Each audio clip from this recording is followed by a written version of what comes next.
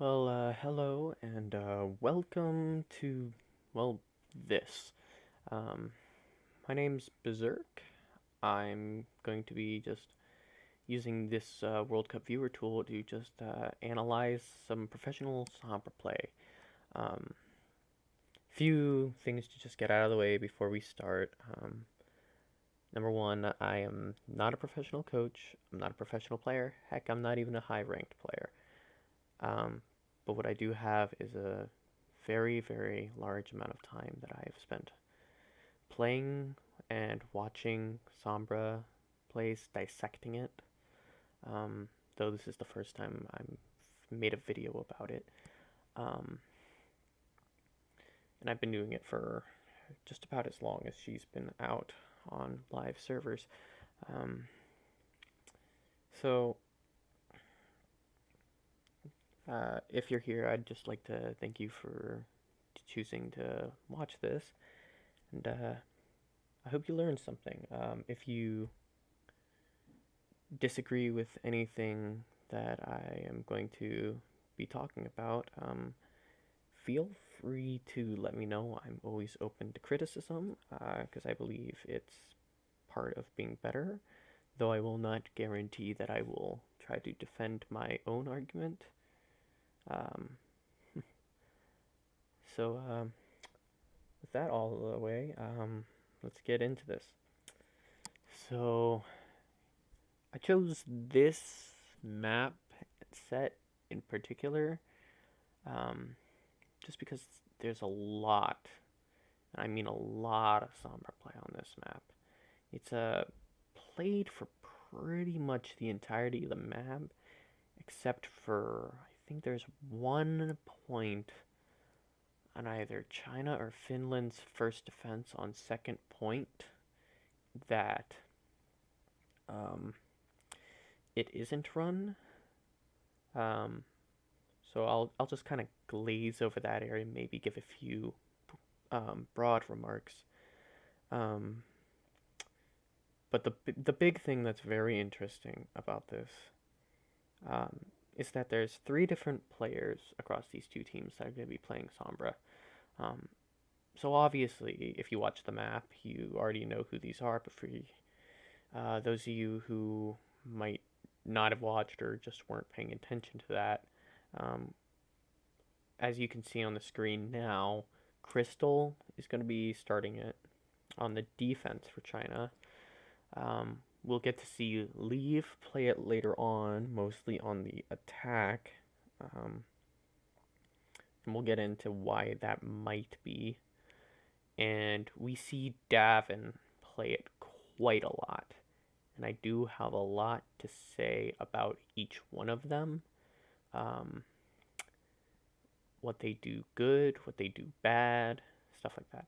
And I'll say it right now. I'm going to get really nitpicky about certain things. And it's not for a lack of that they're absolutely massive mistakes or that these guys don't know what they're doing.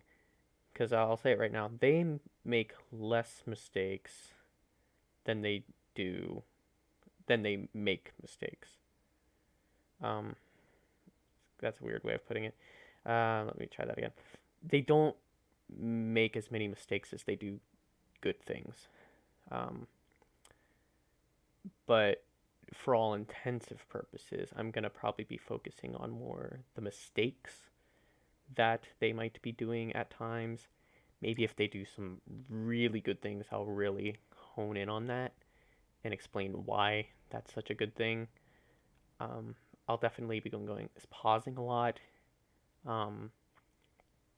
saying what they should not be doing at certain times, and then just letting it play out, see what they did do, then probably pausing again to dissect that.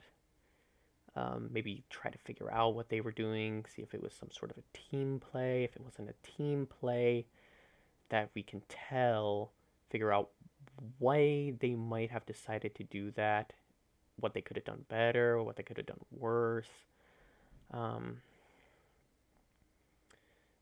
But I guess let's start. So, just to start, obviously Crystal's starting it off for us, kind of on this defense. And we're going to see him kind of come in, if I remember correctly, as to how this goes down. He's going to be coming around here first, but as soon as he gets in close, we'll just go ahead and put the perspective on him. No need to spectate them running up to defend second. But it's once they start getting in positions and start setting up is when we gotta start looking at things. And again, we're probably going to be focusing on the Sombra play, not most of the other play, though we'll gauge on it.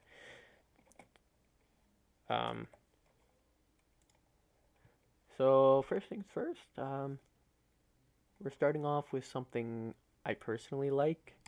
I don't know what other professional opinions might be. But this is going to be a big overarching kind of topic that I'm going to be going over a lot because it's so important in Sombra play. I mean, you see Sombra players on the ladder mess this up, and you're going to see all three of these guys mess this kind of thing up at times. Some of them more than others, but we'll get back to that. But translocator placement, I think it's very, very, very important. Because it's really Sombra's only consistent escapability. I mean, yeah, if you're careful, you might be able to get invisibility and run out, but that's very inconsistent. It's very telegraphed, and it's very easy to shut down if you try due to there being frames when you're not invisible, but you can't actually shoot, and you're still moving at the normal speed. And even after you go invisible, sometimes it's easy to predict where you might be going. Just because you get in the habit of once you start going invisible, you stop movements that you would usually do to dodge things while you are visible. And that just overall makes it kind of a bad escape strategy. So the big thing that we gotta take into consideration here is when you place a translocator, is it in a safe position? And is it in a position where you can easily get back into the fight without expending a lot of downtime? So the reason that second point is especially important is because the longer Sombra is out of a fight, if your translocator's in a bad position, I don't care how safe it is to be put somewhere, if it takes you out of the fight for 5 to 10 seconds, that's almost like a micro death. I mean, obviously, it's not as bad as dying. Of course, you could argue there are certainly positions where you can put your translocator that are so far away from where you are that it might as well have been a death if you have to go back to it. But you just need to be able to get back into the fight because obviously with the kind of comps, especially that China are running, there's not a lot of sustained damage. You are really the only sustained damage and sustained utility on your team, maybe except for your Zen, maybe D.Va. Depends on how you're looking at it. And even you don't put out that much damage. But your damage is very important for getting your EMP up. which we'll get into. So, what I like about this position is that it's safe, for one. You can't see this translocator or shoot it from the point, which there are a few places where the enemy can do that. And again, we'll see this later on. Um, when you translocate back here, you're generally not going to get shot unless somebody decides they're going to camp your translocator, which really isn't a good idea. It's just usually they'll end up just trying to destroy it if they see it, just to make sure you get stuck in a place. And the second reason why I like this position is the choke is just right there. All you have to do is really kind of go this direction, turn the corner, and you'll be able to fight right back in the choke, and have an overlook of the point. And going to say that high ground is also a very important thing for Sombra. So there'll be a few things that we're gonna see Crystal do on this defense, but starting off, I really like what he does just to start. So let's just let this run.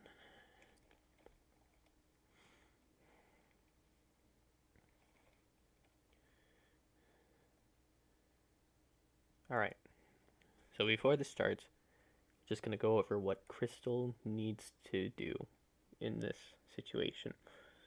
So, at the beginning of the map, especially these two CP maps where Sombra, I believe, is especially strong, is scouting reports, as I like to call them.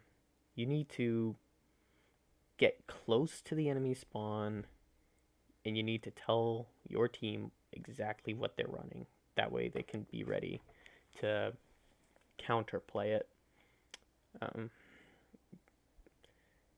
So once you do that, you're generally going to want to note where they're going, what directions they're coming from, and in some scenarios, if you see somebody is especially split off from the rest of their team, or possibly even is just not paying attention, or you just see an opening, sometimes Sombras will go for a hack and just try to charge up their EMP here. This is generally not the time to be going for a pickoff, just because a pickoff right out of spawn in the first 5 seconds of the match really isn't going to do that much on the grand scheme of things, except tell them, hey, there's a Sombra sitting there. So, just looking at Finland's kind of comp here, they're obviously running kind of their rendition of goats. So what I want to see out of Crystal here, because obviously we can't hear his comms, and quite frankly, I would not be able to understand them anyways, despite my 2 years of Chinese in high school. I don't even want to think about that. But what I want to see out of him is I want to see him marking where they're going, and once he sees where they're going, I think the first person or persons he needs to be hacking and shooting at gotta be Zappis or Fraggy, and I would really put the emphasis on hacking Zappies. D.Va is one of the most potent characters that you can hack. If you can hack D.Va, the enemy loses a lot of potential damage, a lot of potential mobility, and damage blocking and peel. And the reason I would say D.Va is more important than, say, the Reinhardt, who has the big Reinhardt shield, is that D.Va can protect the Reinhardt pretty effectively. If the Reinhardt has to turn around to protect his D.Va, he leaves the rest of the team pretty open, and it's pretty easy to get around a Rhine shield as it is with certain characters. So just overall, just know that hacking a D.Va is probably the most effective hack out of this group, but hacking Fraggy wouldn't be too bad because it's going to give your team a lot of free fire potential. But again, the big deal is we want to see Crystal go in. We want to see him mark where they're going, and he probably wants to try to hack Zappies. So let's just see if Crystal's able to do this.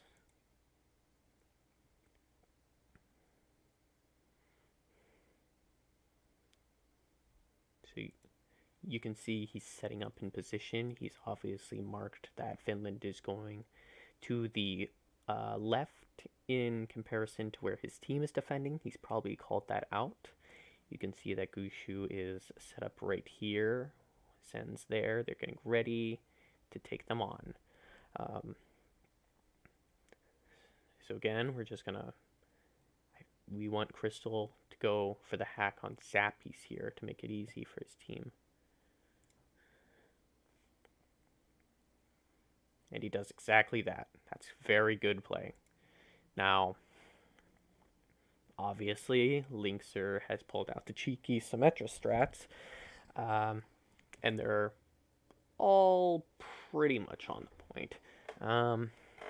So this really leads in the question for Crystal. He's pretty far away from the point right now. He's not very close at all.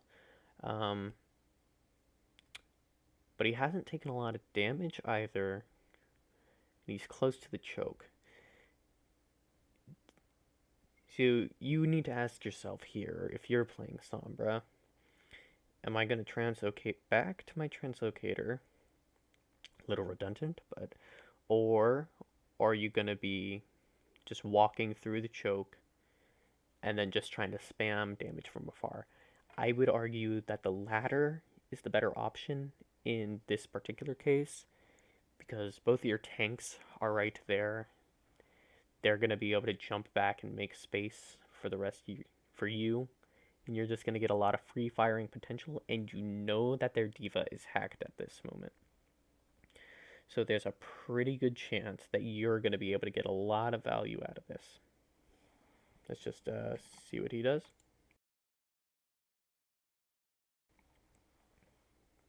Does exactly what he needs to. He's rotating around. You can see, well, you might not have been able to see, but if you looked down here, you can see he brought back up his translocator. He's planning on replacing it. If I remember correctly, this is where the first of the translocator misplays is really going to happen. But this one, if I'm remembering correctly, is a bit of a... just a bit of an error, not in where he's putting it, just a little bit of geometry issues. So, yeah. I'm just gonna hop to the free camera for a second. So I do not hate where he's put the translocator, because as you can see, the entirety of Team Finland is over there, holding. So his old translocator position wasn't going to be good for him anyways, because he would have been stuck behind the enemy team. He would have made himself pretty vulnerable. And he's obviously just lost his D.Va there too, so he's not going to have much appeal for him if something does go wrong. So putting the translocator over here is a pretty good thing, except, as we can see, it was a bit of an issue of it hitting the corner here. It happens. It's a tiny, tiny mistake, but it has big implications. Because if you see, if he would have gotten the trajectory, like, just a little bit over, it probably would have ended up landing about right here. which still gets you within a pretty close proximity of the point, and allows you to also kind of come around from this angle if you need to. But it's generally a safe position to be in this scenario. Not all scenarios, just kind of this one where the team is right there. You're really close to the fight already. But as you can see, it's going to land about right here. Within the sight range of pretty much anyone overlooking or on the point for Team Finland. And we're going to see exactly why I'm bringing this up in just a second when I resume this. And just to go back over what Crystal should be doing right now, he's already seen that he lost late young, so probably his best move is just to try to farm ults or get a support killed.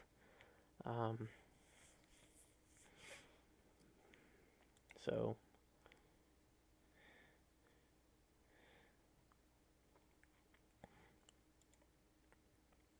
right there. Yeah. So just that little mistake, something that was off by pixels in the grand scheme of things, ends up being a preventable death.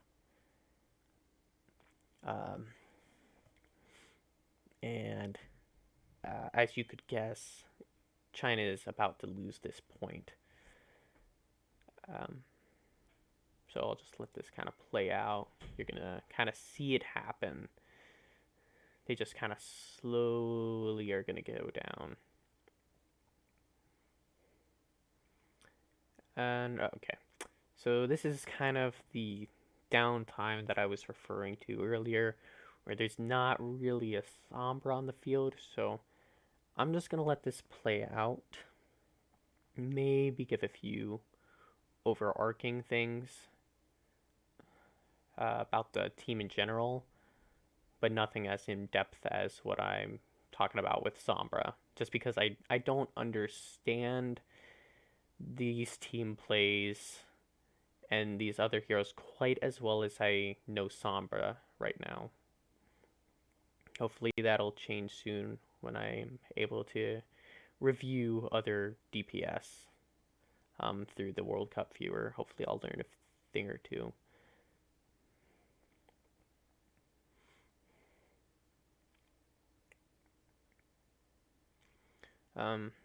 So just a few things to note here. Finland is going to get this attack.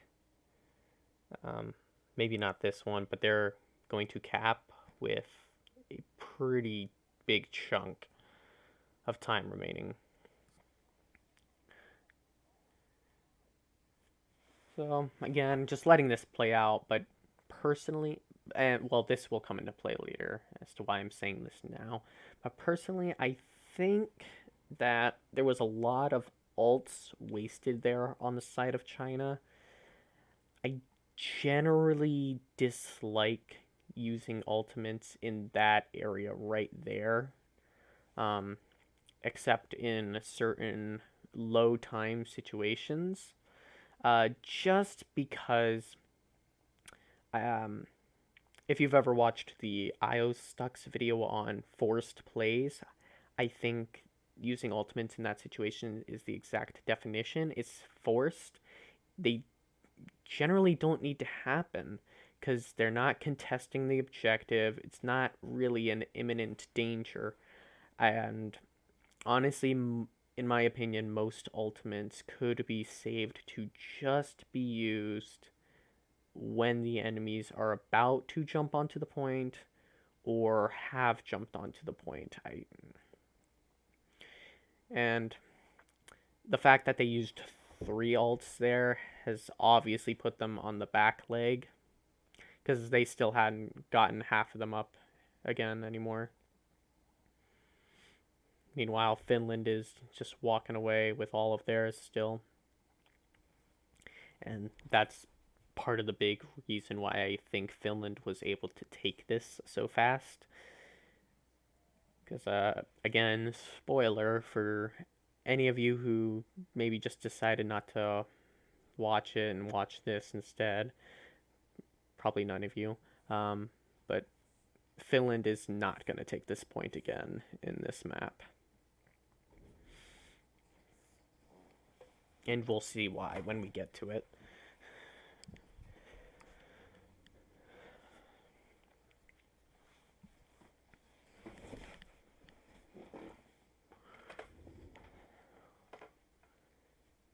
So, kind of around here, we're going to start moving around. Yeah, we're going to start moving around on who we're spectating.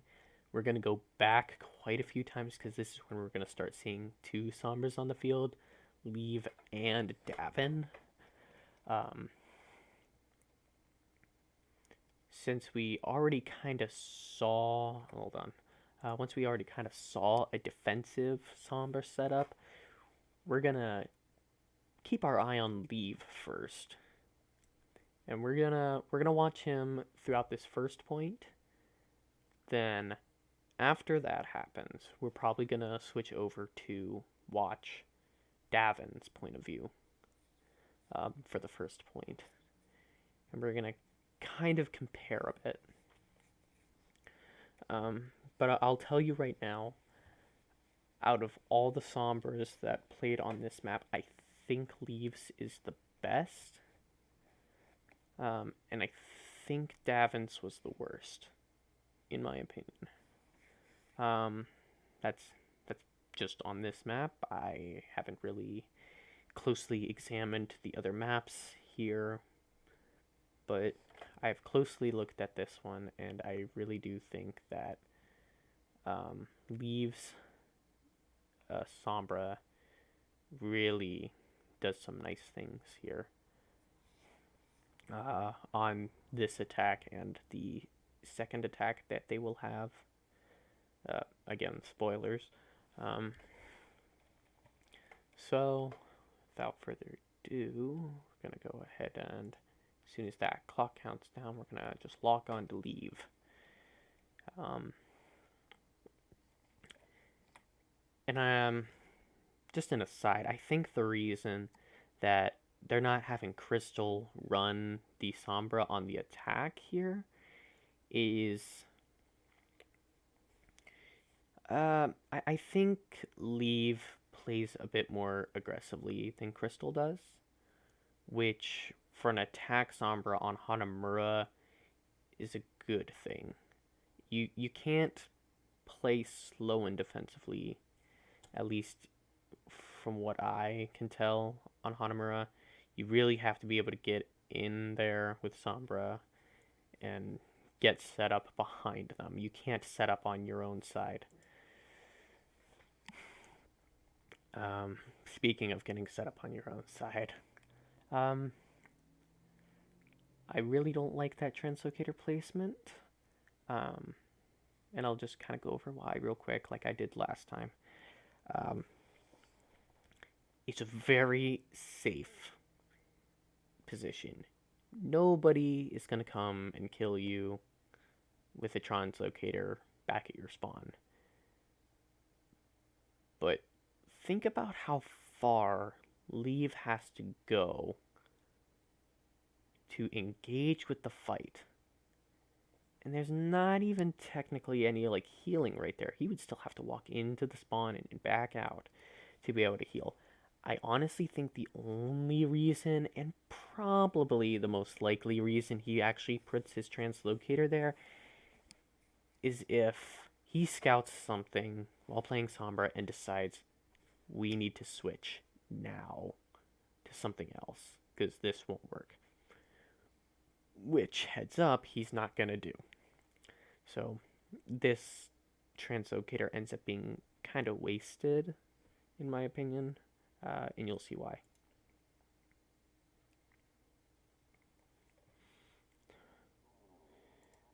So, we're going to see kind of the second big mistake Leave is about to make here. And why a defensive Sombra on attack Hanamura really doesn't work And this gets fixed pretty quickly. You don't typically see this mistake twice. Running through this choke while invisible Sombra, especially when there's a D.Va and a Winston on the other side, is a really good way to be caught out in the middle.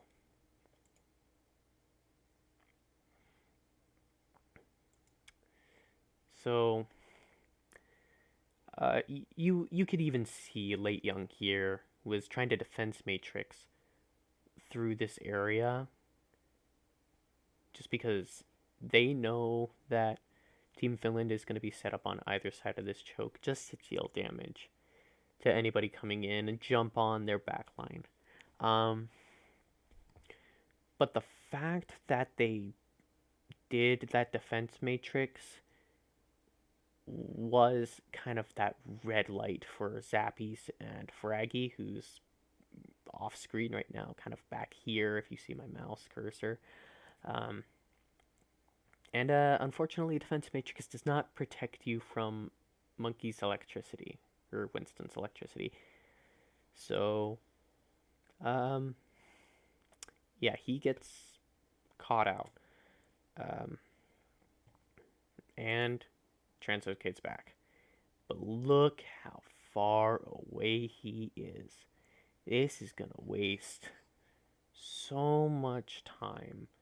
And when Team Finland was able to take first point on the first attack and get a 4-minute time bank overall on second, you don't want to be wasting that kind of time. So generally just not a smart idea to place your translocator there. I think he's about to display what you should actually do 9 out of 10 times when playing Sombra on attack here. So I'll just let it play.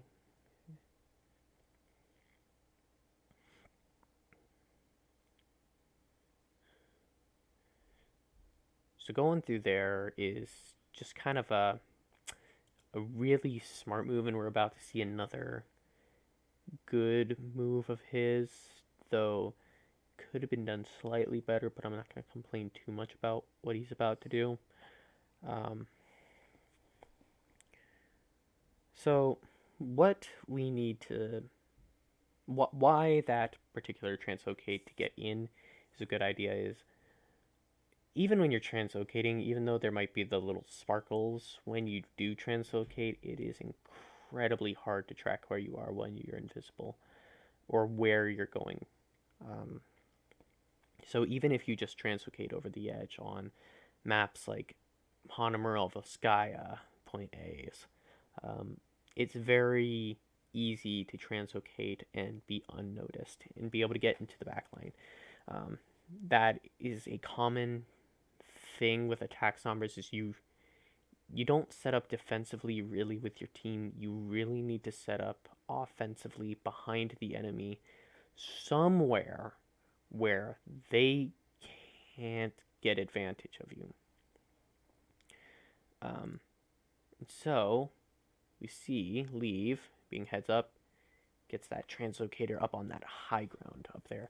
That's a very good position for it to be, in my opinion, though I think it ends up actually bouncing off the high ground and landing on the ground. So again, kind of one of those translocator mishaps. They happen. They're preventable, but they happen. But that high ground is just so important because Sombra can make a lot of work using the high ground. So now going into what he's about to do next. Let's just talk about what he should do next based on where he knows people are. So I'll just kind of go forward a bit. Okay. So what's on his screen might be a bit deceptive for what he actually knows. Because you got to remember, his team's making callouts this entire time. There's probably a shot caller on his team who's telling him the positions of every single player on the team. About the only one that I don't think Team China would actually know the position of is Linkser up here. But Leave here should be able to tell quite quickly.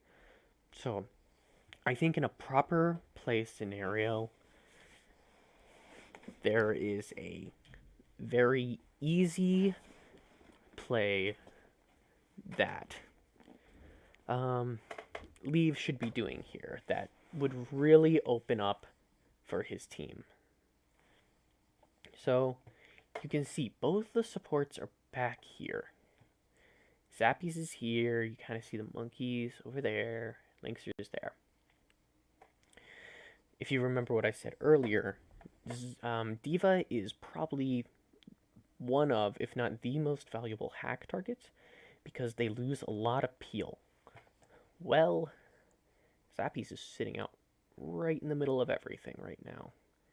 If you get about right there on that corner, about the only person that is possibly going to be able to stop your hack based on their current positioning is Linkster. And even then, I don't think Linkster would be able to react quite in time if this is done right to stop the hack going on to Zappies. Now, on your ladder games, if you're playing Sombra, most of the times if you hack a target, you're telling everybody to jump on that target. That works in ladder games. It's not actually as effective play as you could run. So, on these attacks, you're not necessarily just trying to grind up your ults, especially on first point assault maps.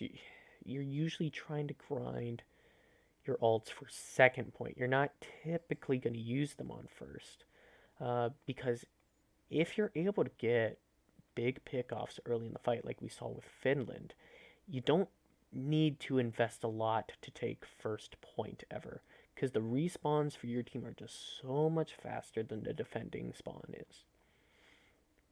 And it's kind of vice versa for defenders on second point. And again, we'll get into this a bit later. So really what the big play should end up being is that Leave needs to hack Zappies, and then he needs to immediately turn 190, 180 degrees, something like that, and start trying to kill Shaz. If he can hack Zappies and kill Shaz, that's pretty much an instant fight win. But Leave doesn't quite do that.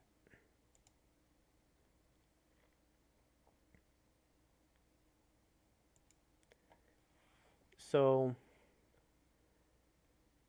I think Leave here is responding to a call out from his shot caller, probably Gushu, if I had to take a guess. And he decides he's immediately going to go for Shaz. Guns blazing. Not even going to try to hack him. So, as you can see, Gushu's already in the jump. But you got to remember, the on is right there. That's a lot of healing that's coming onto Shaz. Zappies is there, and Fraggy's right behind Gushui. There's not a lot that Shaz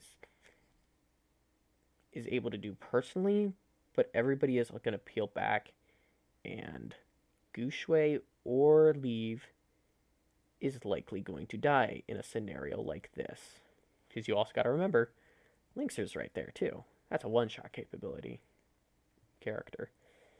So this was a big misplay, because again, if he had been able to hack Zappies here, and Gushui dives on Shaz when Zappies gets killed, then I think Shaz is going to fall. But instead, what you see is this.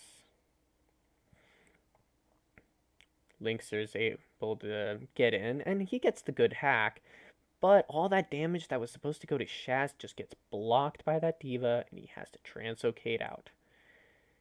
And any second now, I'm pretty sure Gushui dies. Okay, I was wrong about that second part. So, okay. So, now, I think we've done the good play. We got Zappy's hacked now, and he's obviously trying to farm him up a bit. Um, Supports are still there. Linkster's up there. Fraggy's there. Um, Best play for Leave in this scenario, since he's getting close to EMP, is actually probably just kind of farming it up at this point, since he's so close. And if he's lucky, he can get a few picks here. Obviously, he has to translocate out again. You lose Crystal.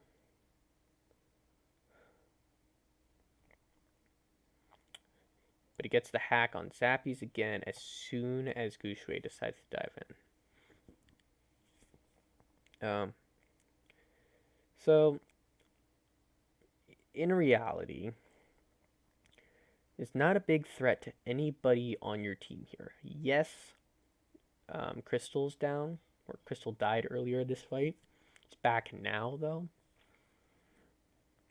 But we're about to see another kind of big misplay from Leave. And it might not be obvious at first. So he gets Linkser. And then he EMPs. If you're just a casual viewer, or you're just in the audience, this looks like a really hype, good, big EMP. He caught a pretty good amount of people with that EMP. However, it really wasn't necessary. You already got Linkser. You already have them on the back foot. Their whole team was grouped up right here.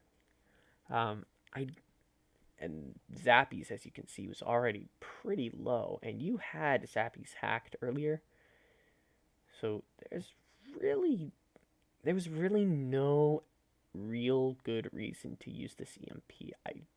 It's kind of like the old Jane reference of, you know that Genji is going to go for the Dragon Blade, even though 2 members of the enemy team died and you're pretty much already secured the point.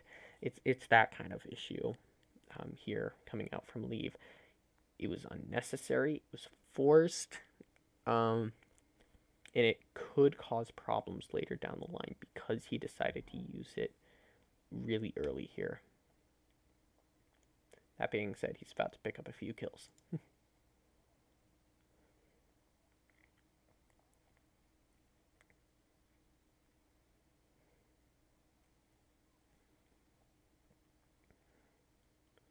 All right.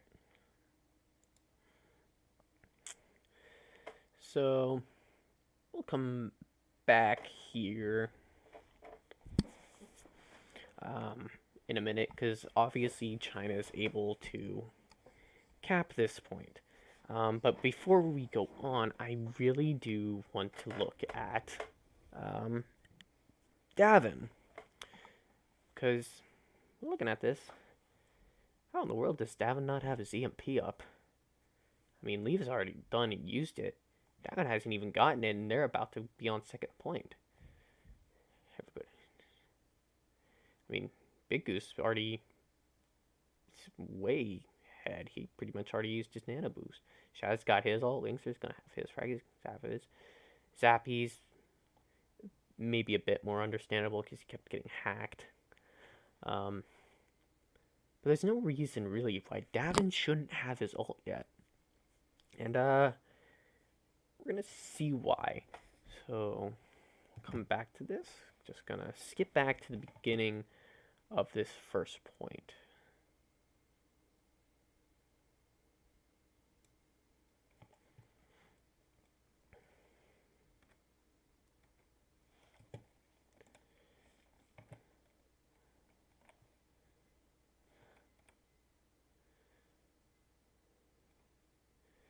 So I'll tell you guys right now, right out the gate, Davin is going to do quite a few things that I personally think aren't very smart plays. But I will premise it with, I think it could be due to how his team wants him to play. Just gonna back up a few seconds. He's putting his translocator right here. I don't like that. Because, number one, right there, theoretically, from the choke, that is actually a destructible position for that translocator. That spot is really only good if they're already on the point and your supports are hanging back here. Otherwise, I don't think that's smart, because if you are behind the enemy team but they're still at the choke, going here really doesn't help you a whole lot. It puts you really far away, and it doesn't give you any sort of high ground advantage, and even the healing isn't as good as that Mega over there.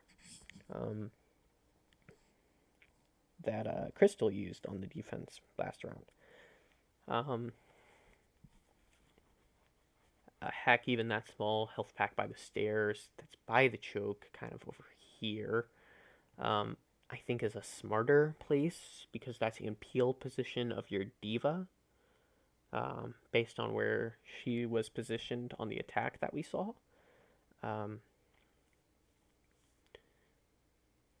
And it is really close to the choke, and you can't see it from the choke. Versus this position, I just think it's a dangerous position to put your translocator that doesn't have a lot of benefits.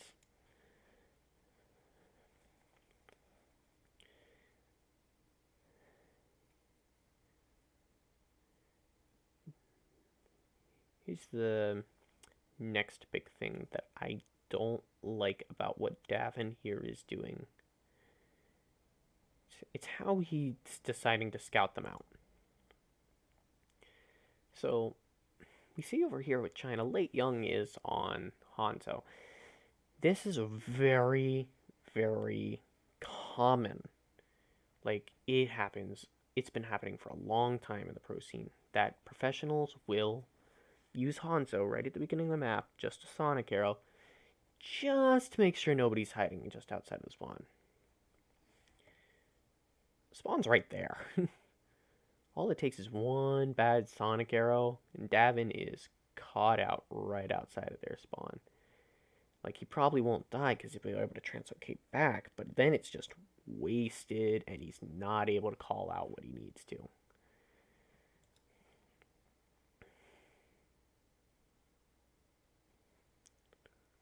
Lucky for him, they don't detect him.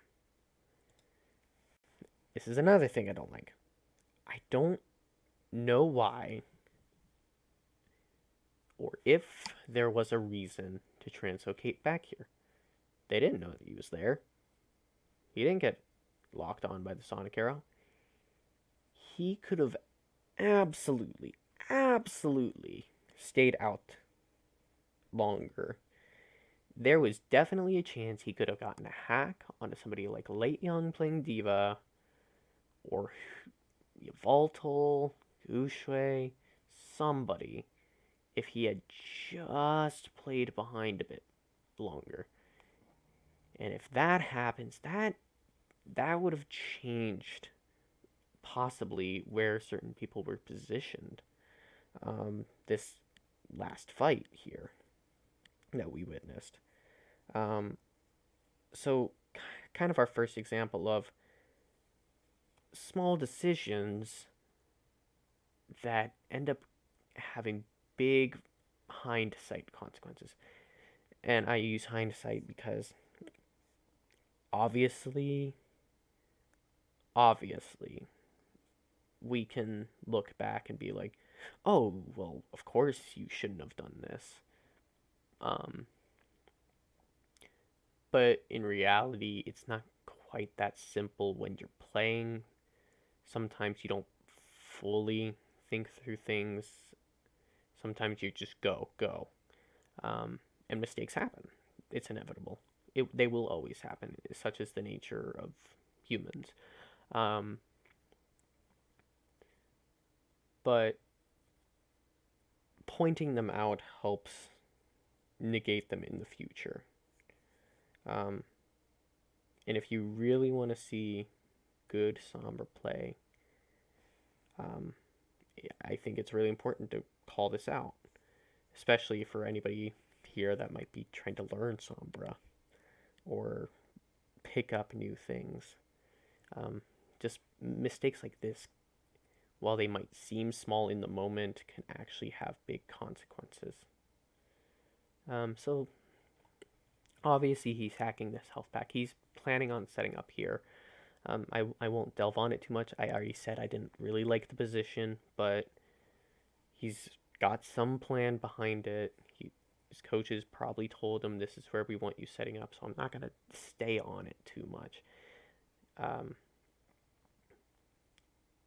just going to look at how he's playing outside of that to determine what he might be able to do better.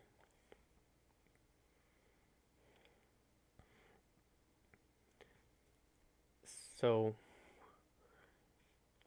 first things first, really, is I don't like him playing straight out in the open right here.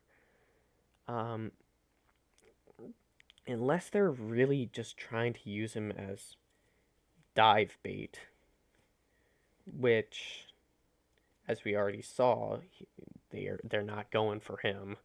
They're looking at the supports that are in the back line. But this is actually a really dangerous position for him to be in, because he's just sitting right in the choke, and if the wrong thing happens at the wrong time, it would be very easy for him to get slept here. It would be very easy for him to get triple headshot by Genji. There's a lot of things that could go wrong with just standing in this choke without any real sort of protection outside of Zappy's maybe being able to matrix you, but even then I would say that's a stretch for where he's playing, because that also gives away Zappy's location, which, as him and Fraggy are hiding, they don't want to give away right out the gate.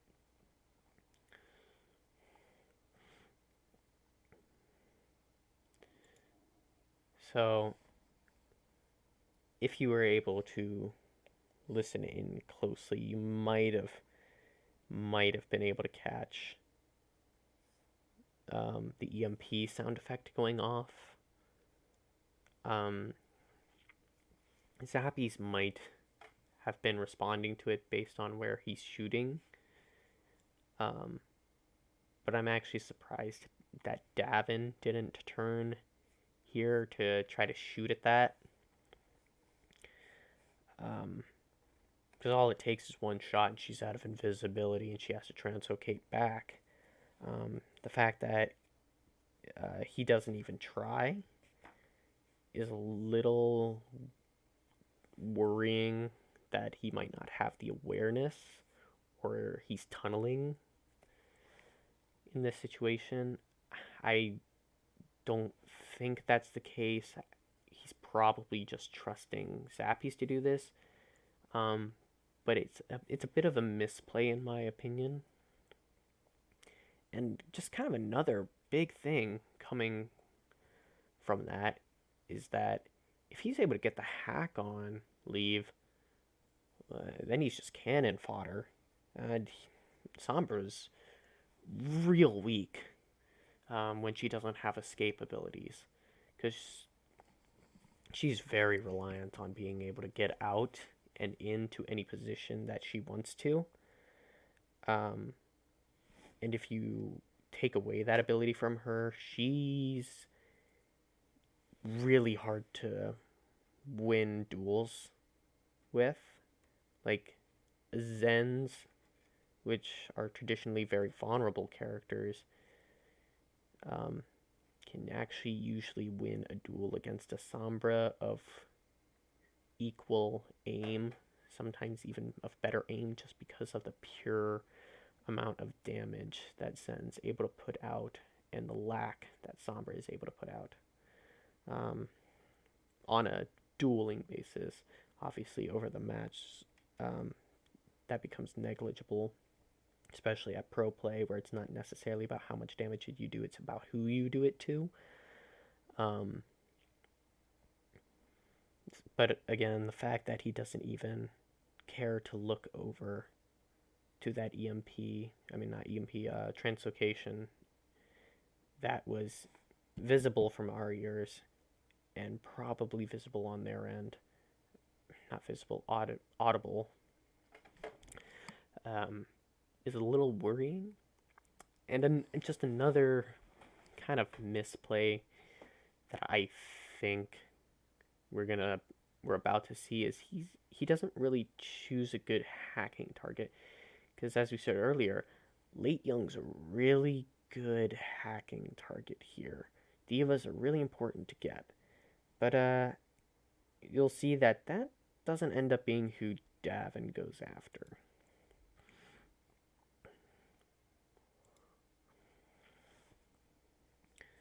So he goes after Crystal, who's deflecting. In the grand scheme, that deflect really isn't doing much, and hacking that Genji is not effective.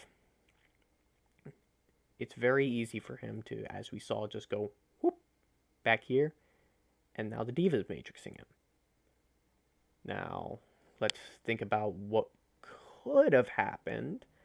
Again, hindsight's 2020. If, say, Davin had attacked Late Young instead. If he had gotten Late Young, maybe after that deflect ends, you're able to just kind of put some damage into Genji, or if anything, you could put damage into Late Young. Instead, Davin isn't hardly able to deal damage at all in that engagement.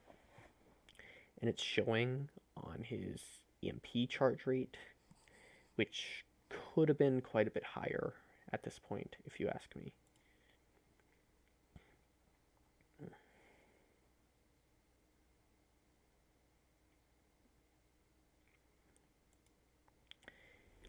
This is kind of another one of those misplays. He had his hack buck up. There was nobody shooting at him in that instance. I do not know why he decided not to at least attempt to get the hack onto Late Young or Gushui. Or Gushu, I don't know how to pronounce it. But I don't know why he doesn't even attempt to hack them. He's got 172 health when he translocates. He was not in danger there yet.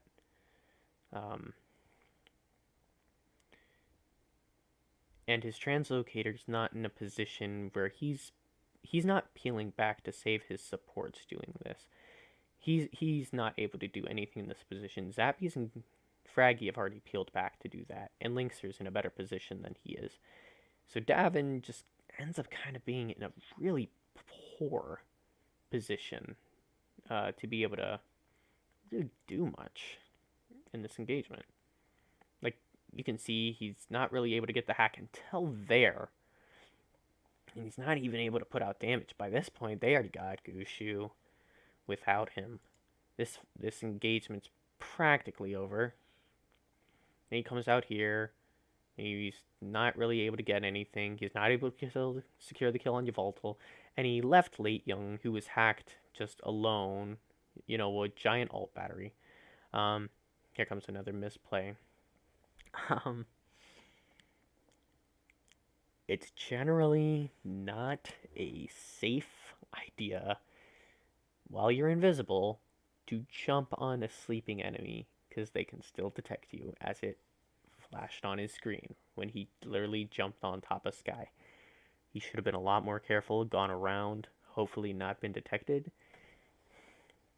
Because as you'll see,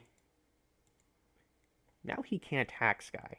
Now there's the threat of, oh crap, now I either have to make sure I kill him super fast, or there's a bad chance that I get antied or I'm gonna get slept. And Gu Shui is right there to back up his Ana. This is a bad position for Davin to be in. And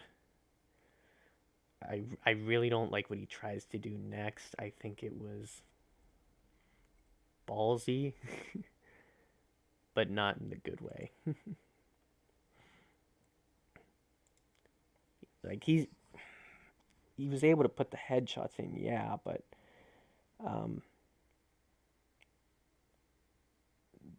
that could have been a secure kill had he been able to go in there undetected, hack the Ana, then headshot, and then be able to spam her. But instead, he ends up having to translocate out and not be able to do much. And now the Ana is just back there. So he hacks that again. And then translocates basically where the monkey was jumping. And he gets to hack onto Late Young again. But then he gets EMP'd.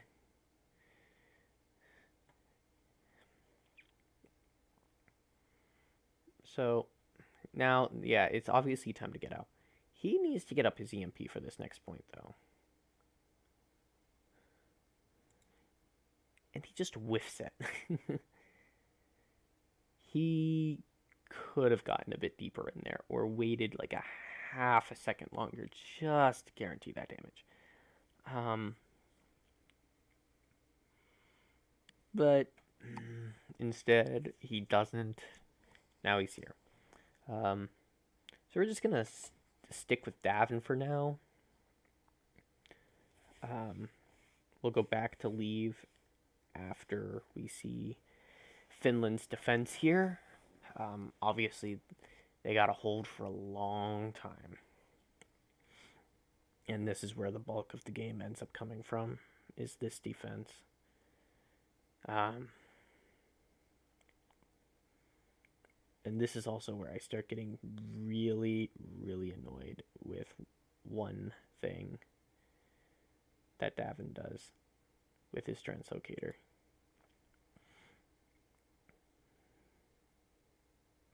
I think that is probably the worst place you could put the translocator on this point.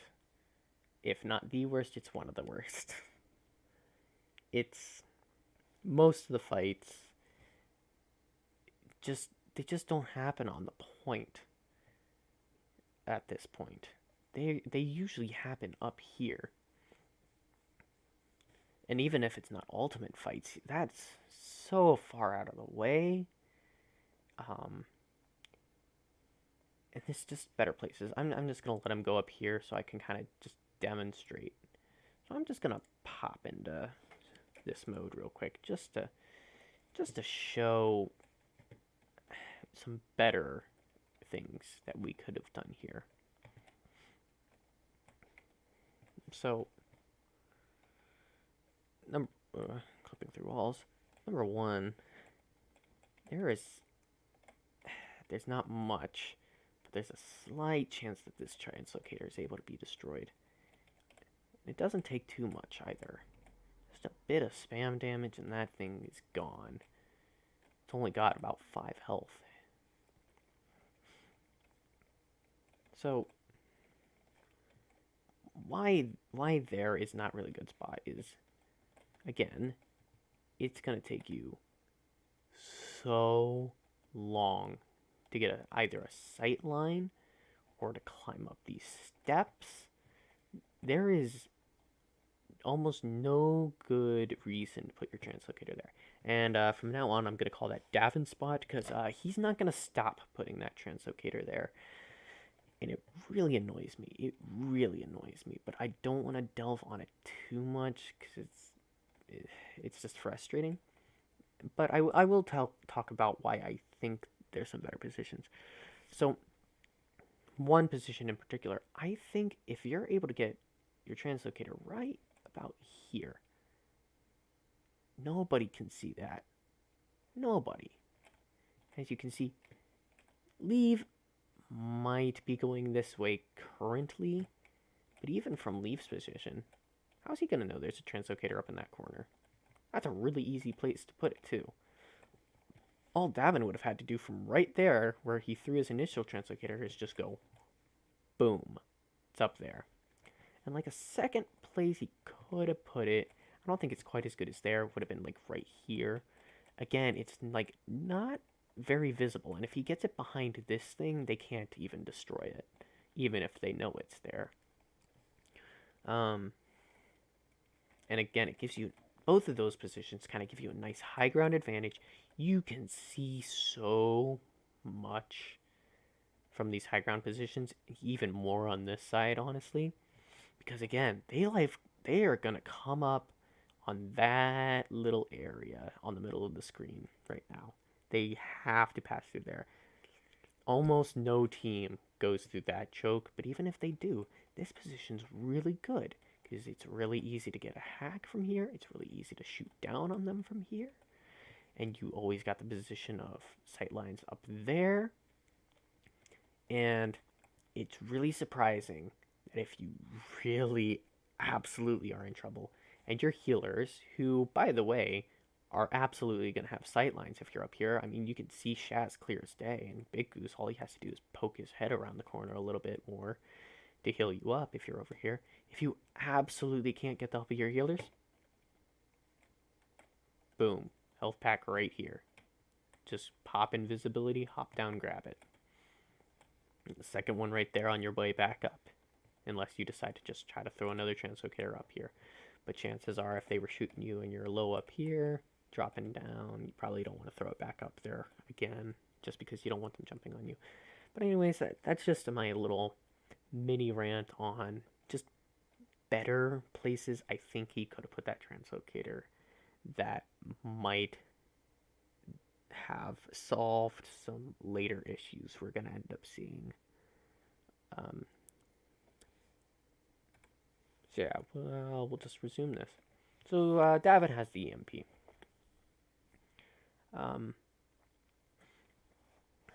And like I was saying with the May issue earlier, I don't think it is in Davin's best interest to use this EMP until his team is forced back onto the point, or China jumps to the point, or is currently falling down onto it, or if Yveltal uses a sound barrier.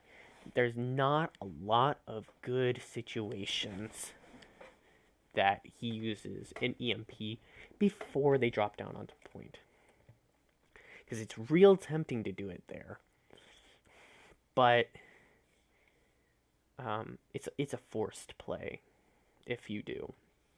And you're not playing for stats. You're playing to win. You don't need to go over here unless you're playing for stats.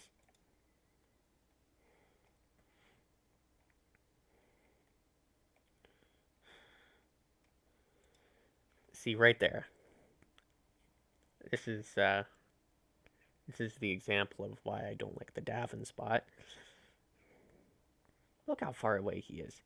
He's not doing anything to get back off there. There are 3 people up there left wide open. And again, this could have been a coaching thing. I don't know. I just personally really don't like that translocator position because of this. Because that ate up. Hold on. I'm just going to go back 20 seconds.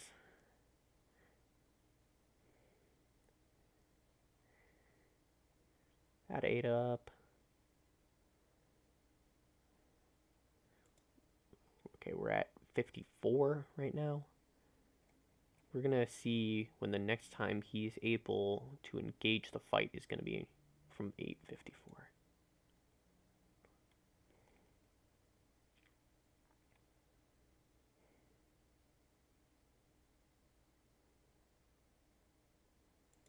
I'm going to stop it about that because he could have. That's about a 10-second waste of time where he went from firing to Now I'm in a position where I'd be able to fire.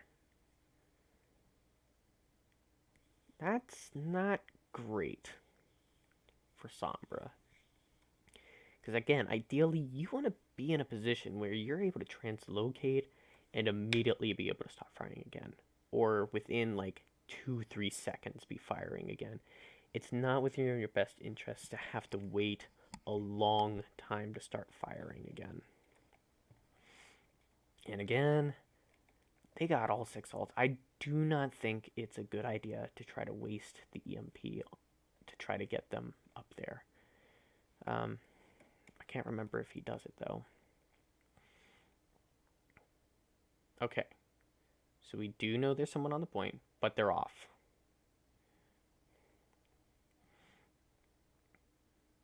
Linkser just used his ult to escape. Okay. Now they're starting to come back in. I'm just going to go over a few things. And I'm going to swap over to this view for this part. Because this is when Davin's about to EMP. Look at everything that China has right now. Look at where they are right now. What is the most important 2 ultimates to shut down?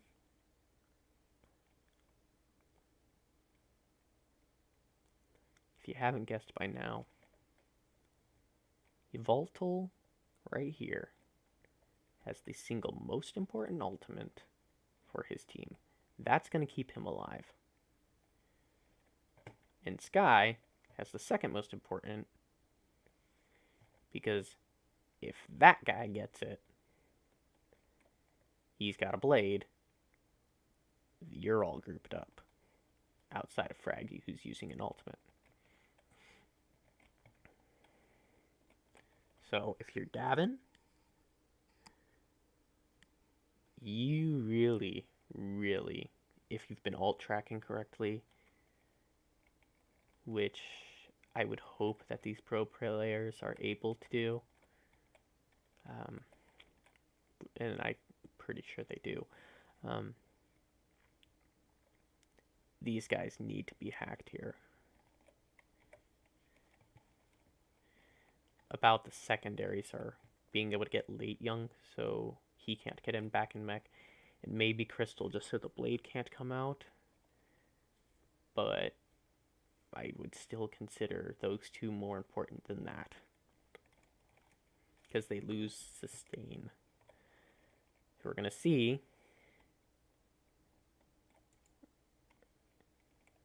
just everyone he got with that.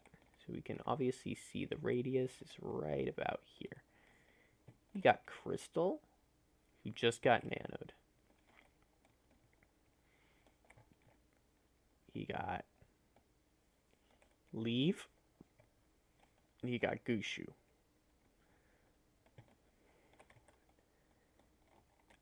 None of those 3 were really the big targets there.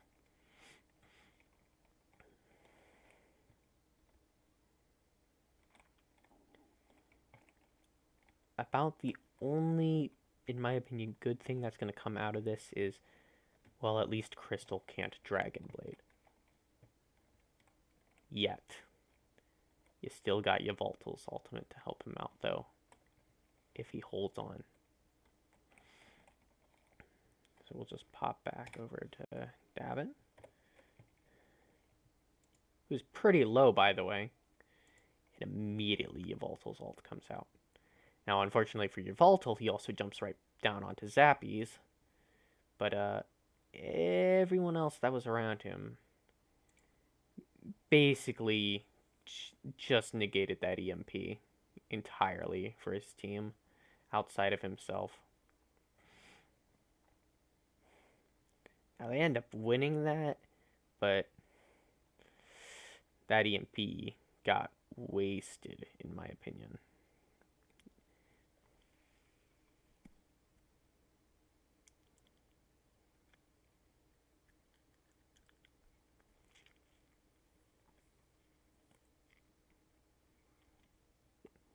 That's a good hack on Delete Young.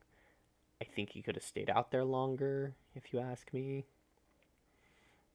I can see why he wouldn't risk it, though. I don't like putting that translocator literally in the spawn. Okay.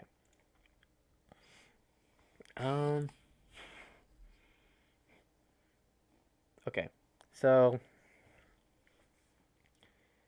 quick thing. So, turns out Hack's range is pretty long. Most people don't expect it to be as long as it is, but it can't reach that far. Obviously, he wants to hack late young. He already tried that. I don't think this is the position you do it from, because I'm gonna just go hop over to this view real quick. Number one, your entire team's right there. One of the best things that you can do is force the enemy team to turn around against your team.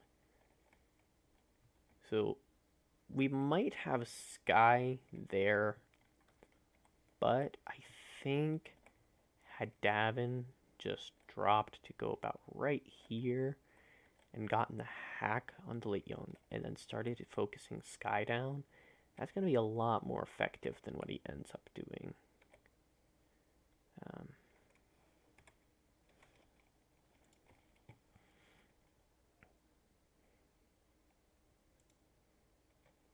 So obviously the Dragon Blade and EMP comes out.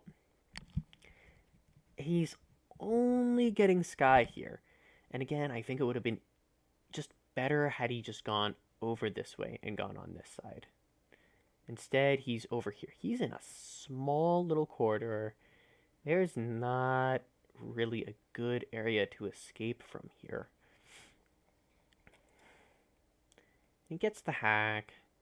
And Fraggy's obviously able to jump up. But you're looking at that kill feed, it just wasn't looking good for them. Now they're able to wrench it back, but that might have not been the best play that Davin could have done.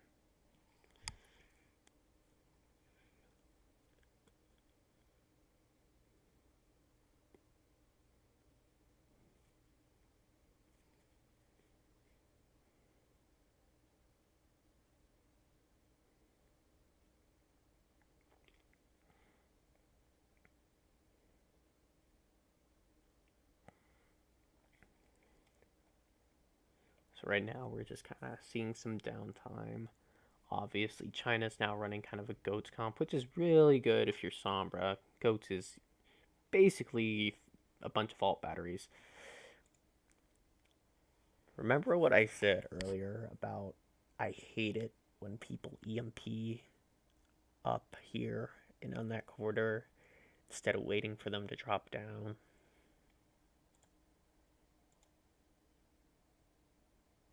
Let's just look around and see exactly who he got with that. Got Gushui. Okay. You got Late Young. Okay. You got Yveltal. Okay. You might have gotten Leave.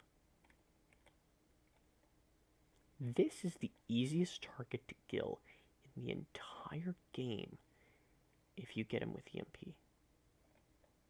If he had been 3 seconds more patient, or even if he didn't want to be patient, he had just gone around here recognizing they're all in that stairs and gone right about here even, like 2 seconds earlier.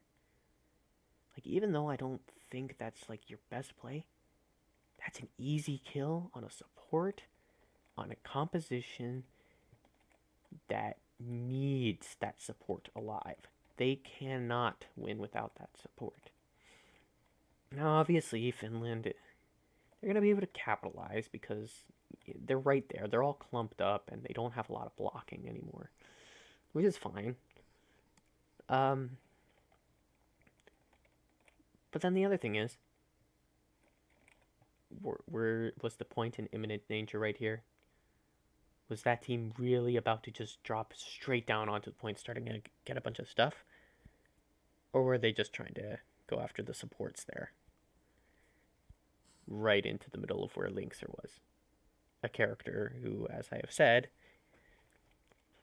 has one-shot capabilities. And Lynxer's one of the best in the business. I think that EMP could have been held for a lot longer if you're Davin.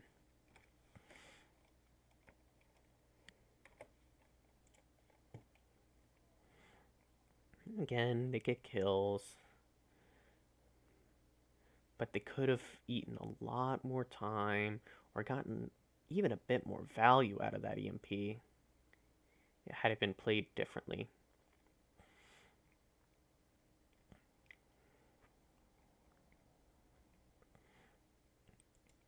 Also, if I'm remembering this quite correctly,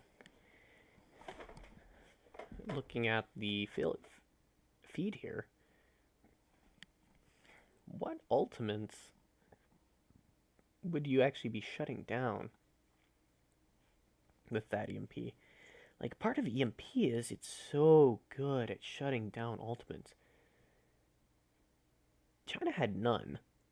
There was no point other than free kills to get that EMP.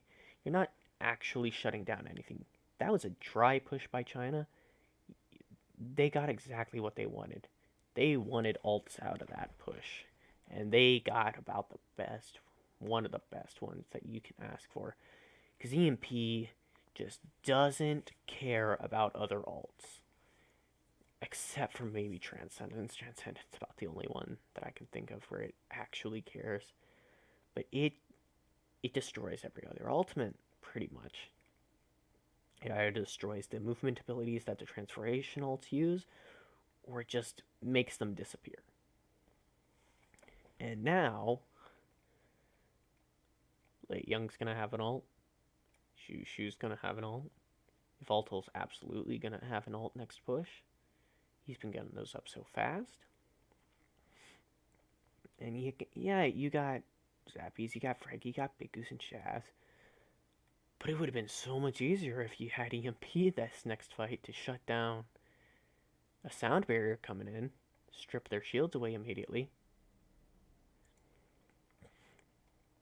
Then he does this.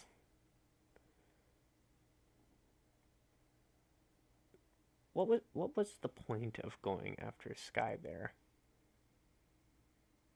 Because that was a dangerous play in so many things. He obviously, you saw him charging up his thing. All it takes is one volley to kill a Sombra if you're not careful. I mean, look at Jonak. He's able to do it so easily. Not to mention, that D.Va was right there. That Brigitte was close too. That was a really dangerous play to do. With not a lot of gain. He barely gained any ultimate charge from that in the grand scheme of things. If he was going to try to shoot anyone there, he should have tried to turn around and get that D.Va. But instead, he comes out with a net gain. And then he doesn't even give his healers the courtesy of healing them and getting charge. It may not be much, but like, it's still just generally a good idea to let your healers heal you in these down times. And yeah, I recognize that they got them up already, but he's been doing this consistently. And it kind of takes away from what his healers might be able to do for him. And I mean, Shaz and Big Goose was one of the best duos in the Overwatch League. If you're not able to trust Shaz and Big Goose, you should reevaluate something in your play style at that point.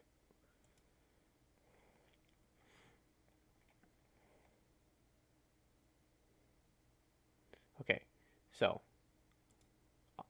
recognizing that they're down at the bottom, obviously Fraggy can see them. He's probably called it out. Just gonna look around the corner. There's no one there. again, how big of a play would it be for Davin to just drop down? They can't see him. He's invisible. He drops down, goes right here. First person that pokes out, boom, they get hacked. And if the first person that comes out happens to be, I don't know, late young, I don't know, Yveltal trying to use an ult. Holy crap, that's huge.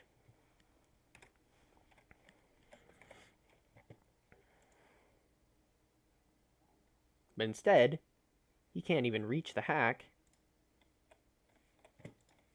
without jumping off this high ground, which puts him at a lot of risk. A lot of risk, because now he's down there with a team with a bunch of ults about to come online.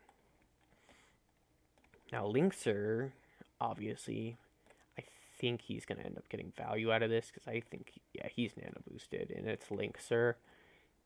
He's going to do some good things here. But from Davin, I just don't... This is not the best play he could have done, and he's honestly endangering himself here.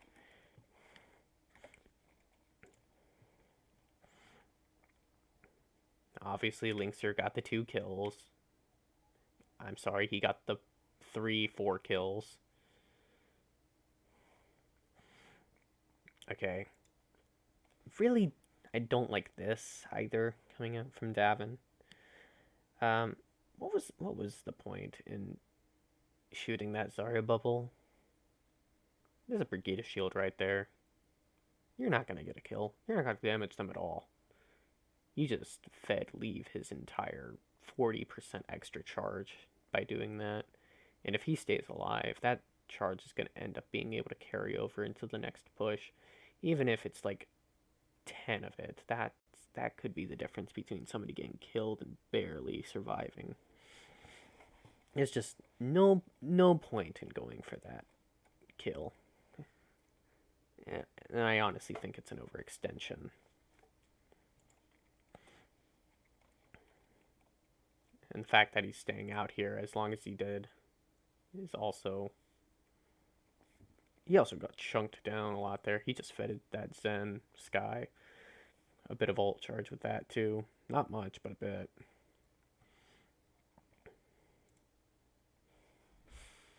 This is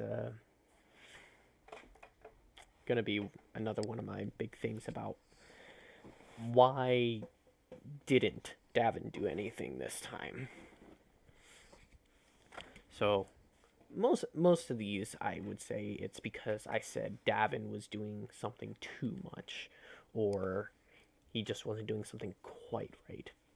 Here, he waits way too long to do anything. Late Young is sitting way in the back, completely uncontested. And he just sits there and watches them run in. Why? He saw it was coming up, and he just sat there. There was absolutely a chance he could have followed around and gotten the hack early. Instead, now they're all dropping onto the point. And he's still waiting. And then he tries to take a duel with Sky. Yes, he hacks Sky. Now the Transcendence isn't going to come out. But look who Sky just killed. Guess he's about to dink. As I said earlier, Zenyatta versus Sombra is not a good matchup for Sombra. Like, just a general rule of thumb in my experience with Sombra is you really don't want to take a duel with somebody with equal or better mechanics than you, because 9 out of 10 times you're going to die. If you are 100% positive that you have the better mechanics, that you're going to have the better aim, it's still risky because all he has to do is land 3 shots. You have to hold it on him for like at least 2 seconds, more likely 3. If you're lucky, you get a lot of headshots, but obviously he didn't.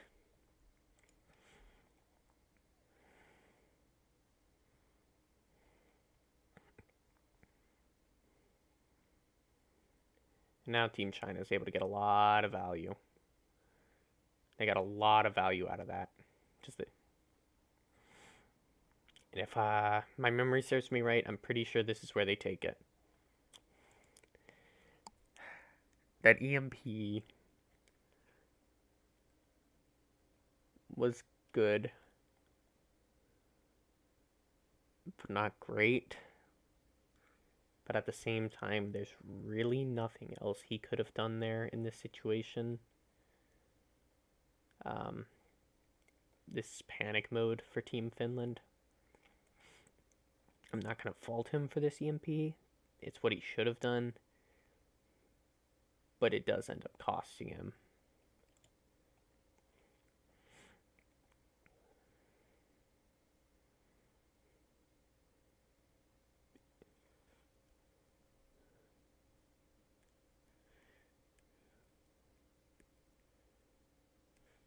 So now we're going to go back just real quick, and we're just going to look at that bit of time that Leave played Sombra back on this point.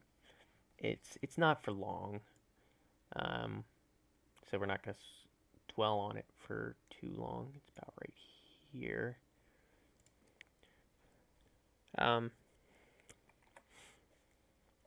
So I'm going to back up a few more seconds just so we can see something from Leave.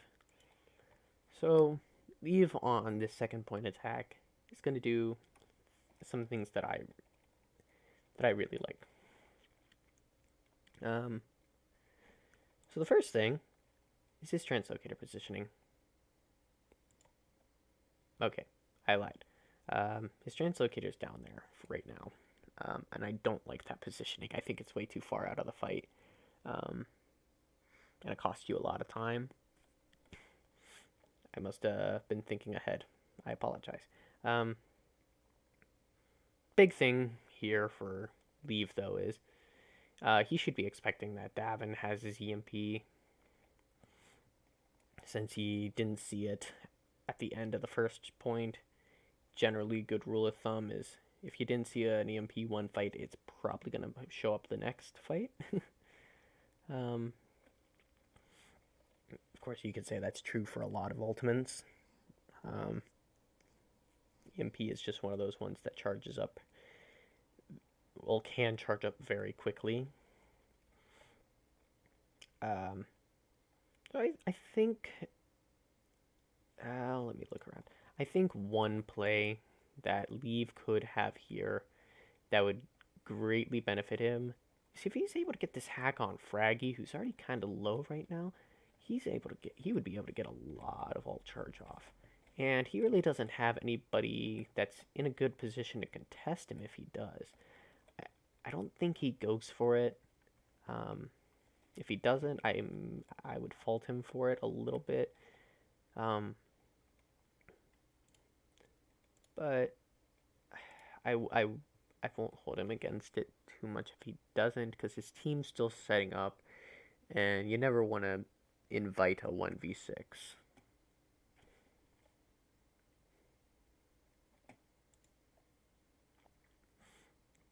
So yeah, he doesn't. He's just walking around here. Which if I had to guess, he's just kind of sitting here. It's got to be some sort of team rotation. Because he's sitting there like he's waiting for his team to do something, but it just doesn't come. Or they called out for something different to happen. So this is one thing that is really a strong thing for Sombra. Sombra is the ultimate we're going to the point now character. She is really good at pulling back enemies to the point. I mean, because you can obviously see Big Goose is there, Shaz is shooting at you, Zappies is shooting at you, Linkser is about to die. And Fraggy's just kind of end up being there alone. He just used his jump, so he's not going to have any ability to get out of there. So what this does is it ends up kind of just baiting out some movement abilities from the enemy team to just pull them back to the point on their defense. And it just kind of gives your team a bit of space to set up a dive. I really like that, and it's really easy for Leaf to get out. Of course, I argue that his positioning leaves him super far out of it. It works much better this time, though.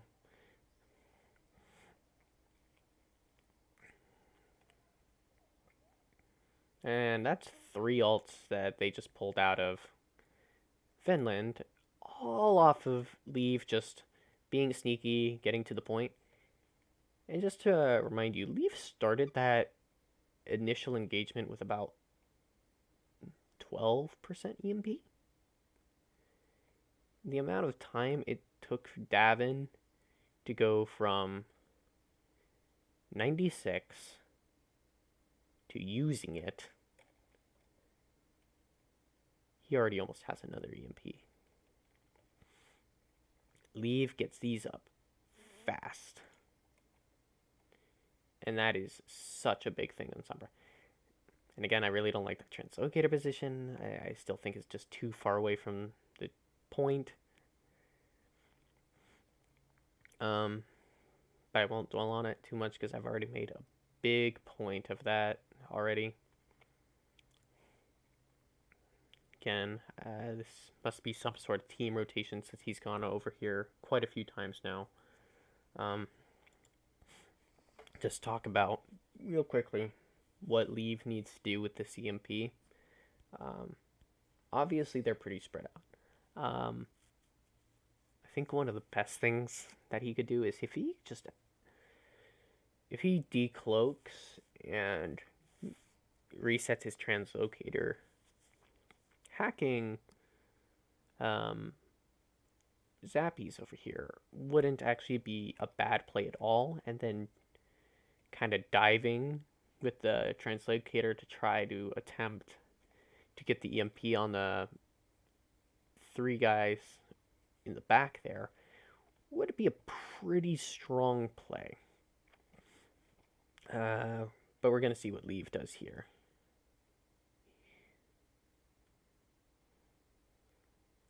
So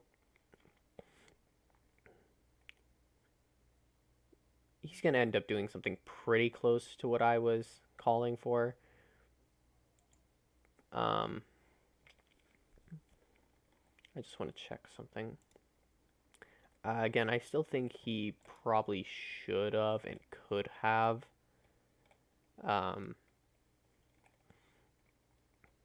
gotten Zappies with a hack before going in for this EMP. And then this is getting really stupidly nitpicky.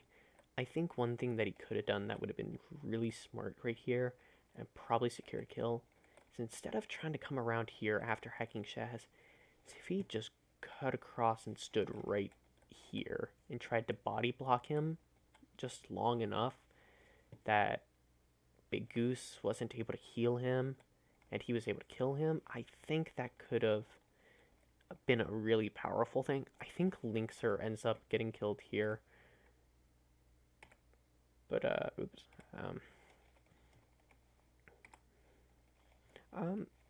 But overall, this EMP was what it needed to be. It got who it needed to get.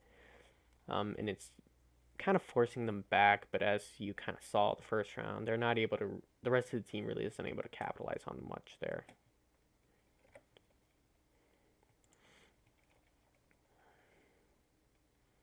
I mean, they got Linkser, they get Zappies,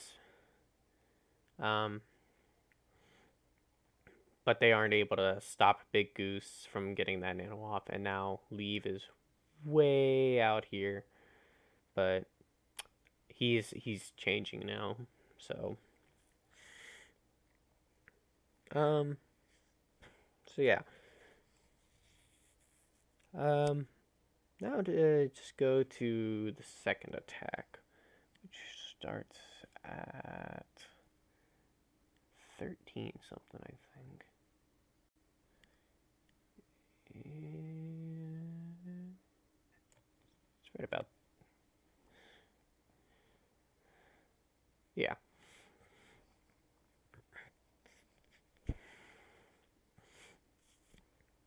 So, obviously, China had less time by a pretty good margin in their bank.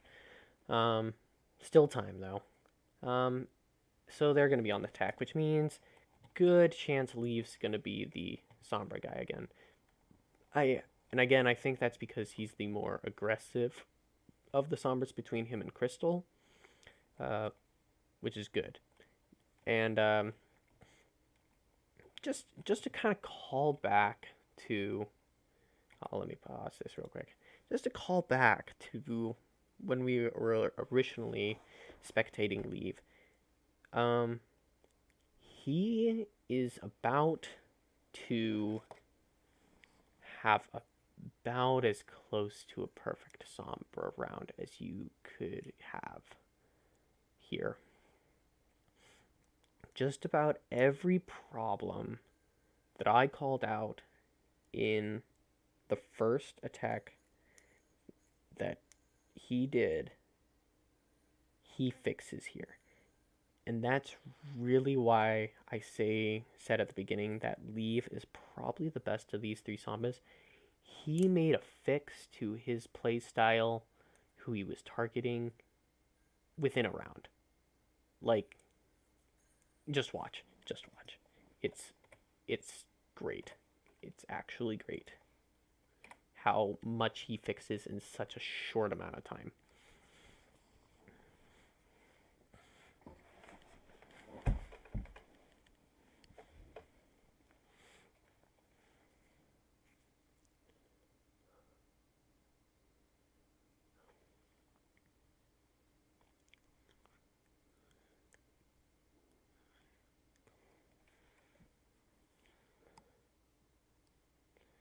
So we're seeing Leave is about to kind of go out the same doors as he did last time. Not too significant about that. Again, he goes with that translocator. I don't like it. He kind of comes out of invisibility early, too.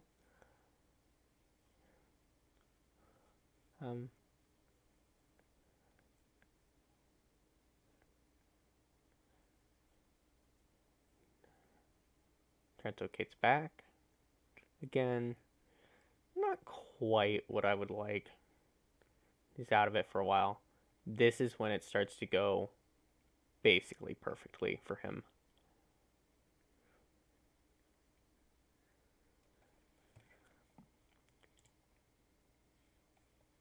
I'm just gonna go to the spectator view real quick, just to try to jog your memory. Look at where everybody is positioned. With the exception of Linkser not being right there, they're in the same exact positions that they were last time. Almost down to the meter, you could argue. Now, if you recall, last time I said, hack Zappies, then go for those guys. Only target that would be able to stop you, Links are on the high ground. It's even easier this time. And Leave knows that.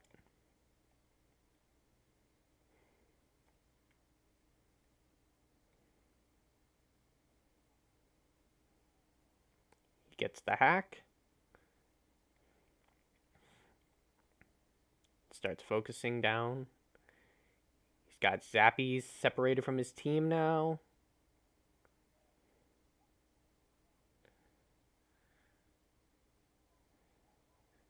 Now, I don't think Crystal needed to invest that ultimate here, personally.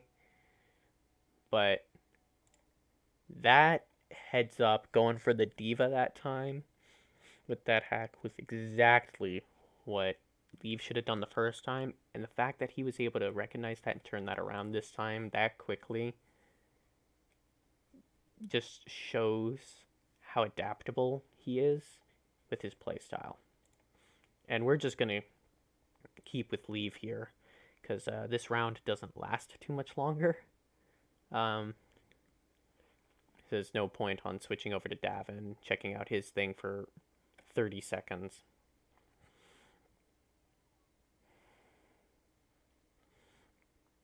Okay, this is where we get into my personal favorite translocator position for attacking this point. Now, in reality, I would say there's not really a perfect position for the attacking Sombra to put a translocator. That's about as close as you can get, because your team is pretty much always planning on going up through here anyways. So that health pack could be helpful for your team as a staging area, and it gives you a good route to get to both of these high grounds. Realistically, pretty much any translocator position that you put here could be really far away in comparison to what the ideal is. But as far as this map goes, that's about the best place you could do. And it's probably the least exploitable. So we're just going to keep following Leave here, who now also has his EMP conveniently. So just kind of giving a glance over to the Finland side, he absolutely needs to get Shaz. Shaz needs to be the first one to die, because otherwise he's going to have Transcendence up. And they have 18 seconds to win this. We're just going to let this play.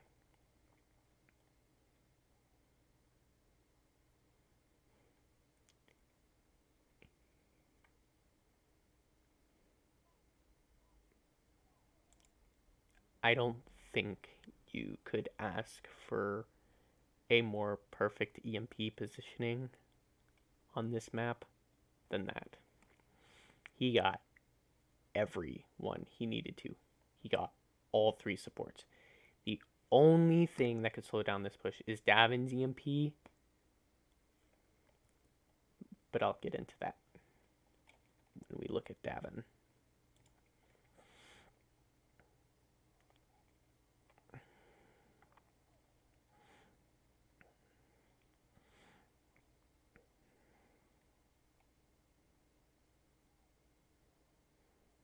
Gets the hack on Fraggy, gets rid of mobility.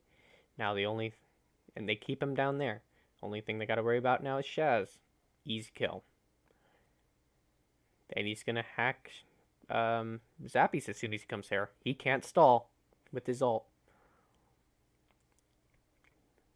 Big Goose doesn't have ult either. That second point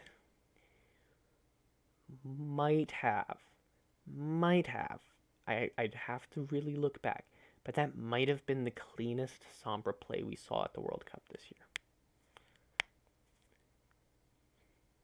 Now, obviously, there might have been some flashier moments, probably coming from Surefour, coming from Carpe, but as far as how clean the play was, that little segment right there, from when he went for Zappies on first point to right here, this is what you need to look at when you're trying to learn how to play Sombra, who to target, when to go in, that kind of stuff. If any of your friends want to learn Sombra, tell them to look at this little clip area, because it showcases everything. It just does. So now that round's complete, we're gonna just jog back to about the 13-minute mark, and we're gonna spectate Davin again.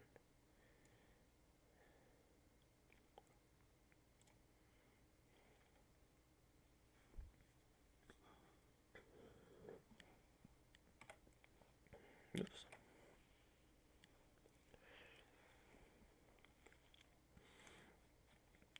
So, Davin kind of does, in my opinion, the opposite of what Leave did.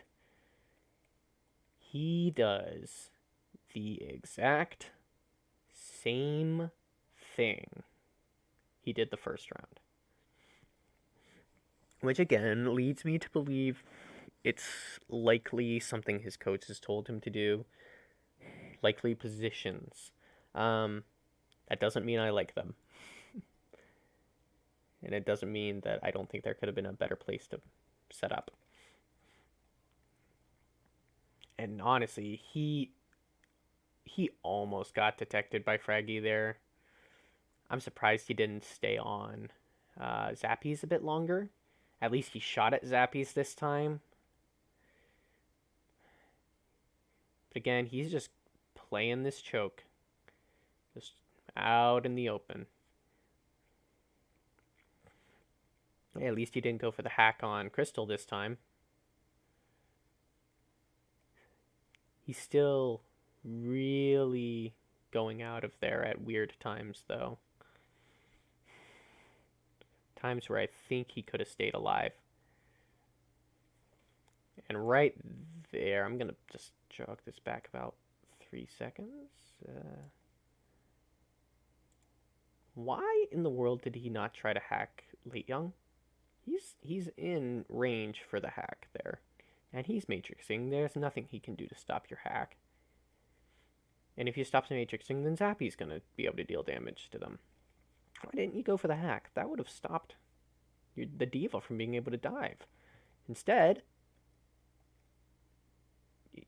now they're just all in there. He gets to leave, but he's not able to finish the kill either. Like, just bad targeting, if you ask me. And then, of course, Crystal gets the ultimate off. Davin ends up dying here. And that's about the only thing you can do in that position. You have to get as much ult charge as possible going into the second point. But once again, he's behind leave again by about 10%, which in Sombra terms is a lot.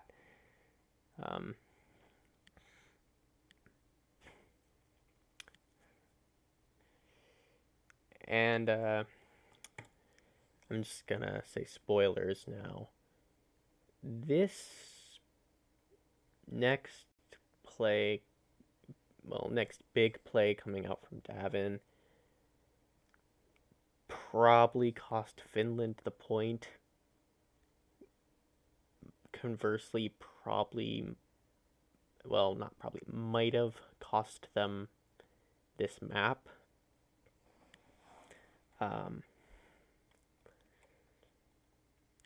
You'll see why.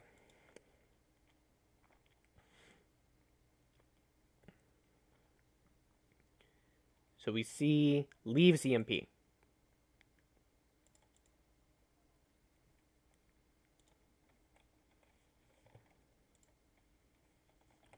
Oh no. His EMP is going off here. While he couldn't cast it up here. This was, in all honesty, probably an accident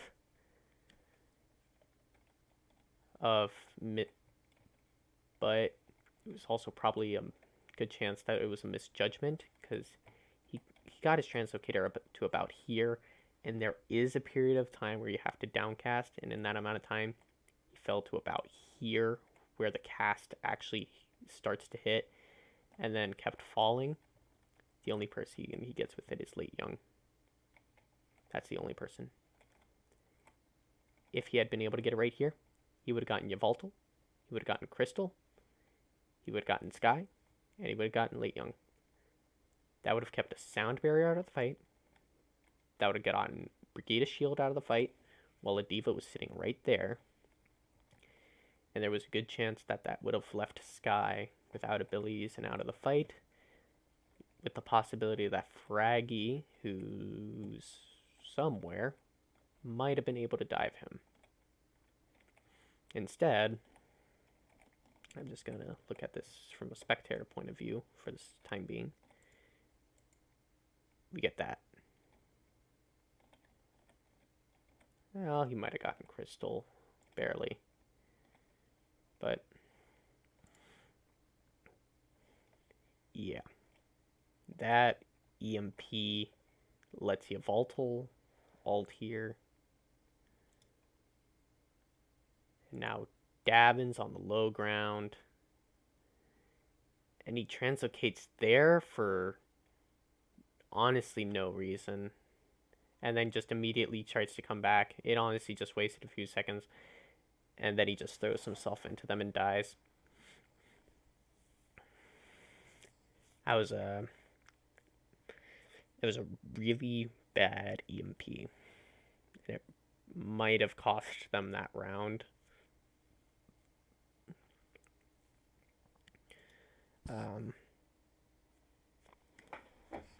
So that was really the perfect storm for China, you could say, because Leave got the absolutely perfect EMP, while Davin got the absolutely worst possible EMP he could have gotten in that scenario, or at least close to it for both of them.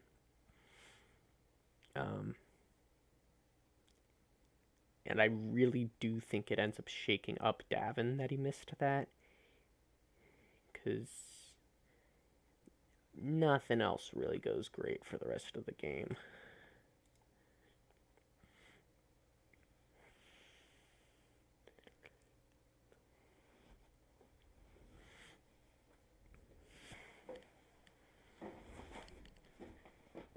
So now that China's on the defense again, we're going to see Crystal go back onto the Sombra.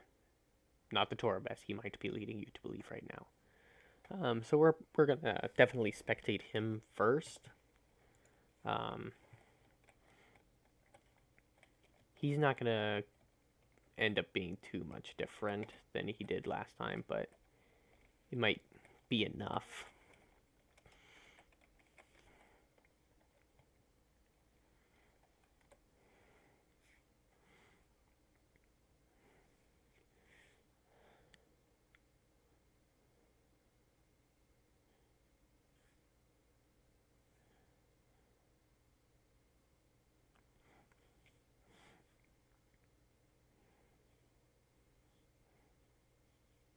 So obviously he's checking. He's going to put his EMP back right here. He's going to run out the same way he did last time. Put himself in the same position that worked really well this time.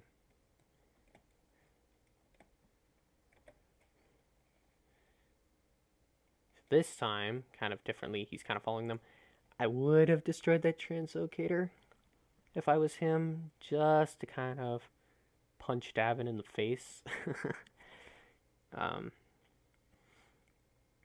Just get on his nerves, shake him up a bit more, if I'm Team China. But the big thing here, obviously, probably want to try to hack Zappies here again, like you did last time. Because unlike last time, they don't have the Symmetra to just immediately teleport them. So your team's probably going to be able to capitalize on it this time.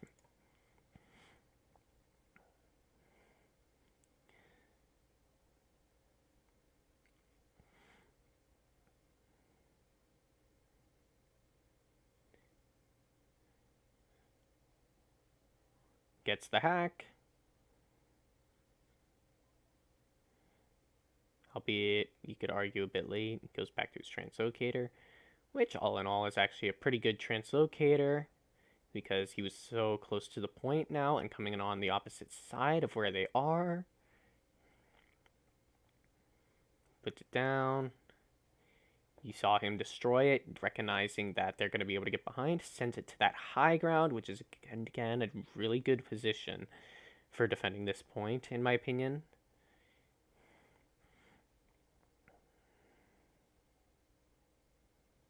So now we can get up here. Then he recognizes, no, we're not going to win that fight. So he gets out, and he almost has an EMP too. Look at what Davin's sitting at. He's sitting at 63. Crystal has his up. Oh, That's an interesting defense. Um, how do I put it? It's an interesting place to put your translocator. I I wouldn't put it there personally. I don't like it. I don't like that one either. Uh, honestly, on Hanamura, there's just no good. There's no fantastic place to put a translocator, but there's a few better ones in my opinion, and almost none of them have any source of healing near them. Um, uh, I guess it's just the map geometry for this second point here. Um, so just to kind of rebrief, just another thing because it's happened a few times now. We saw it with Davin already, if once or twice. You don't want to EMP them here. Bad idea. Bad idea. Don't EMP them here.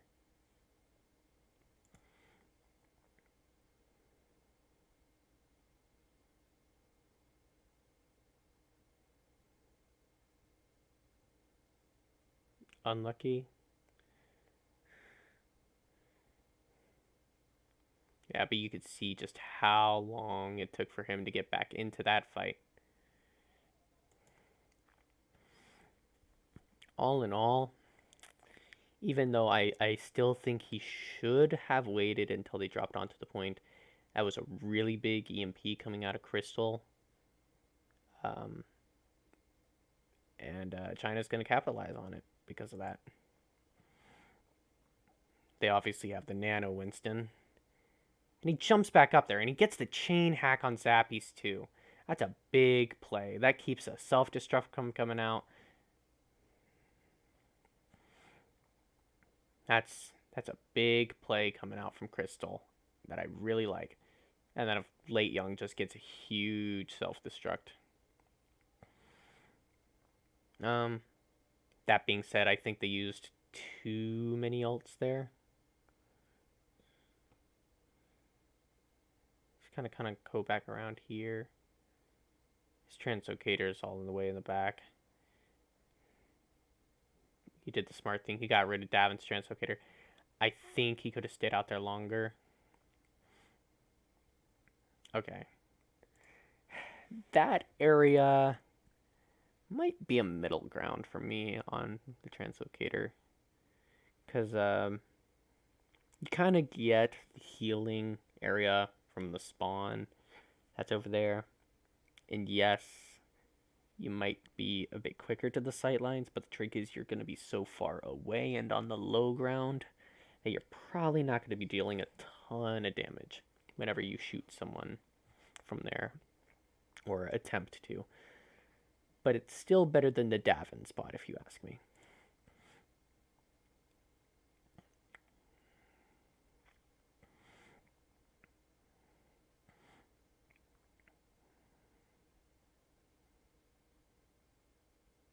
I don't know if you go for Davin in that situation. I mean, yeah, it kept him out of the fight, but you also just saw him hack that health pack, so you'd actually be running at a pretty bad disadvantage, especially with the team peeling back there already. To be honest, I'm surprised he got out when he did. That being said, I'm pretty sure Finland does a full reset here anyways.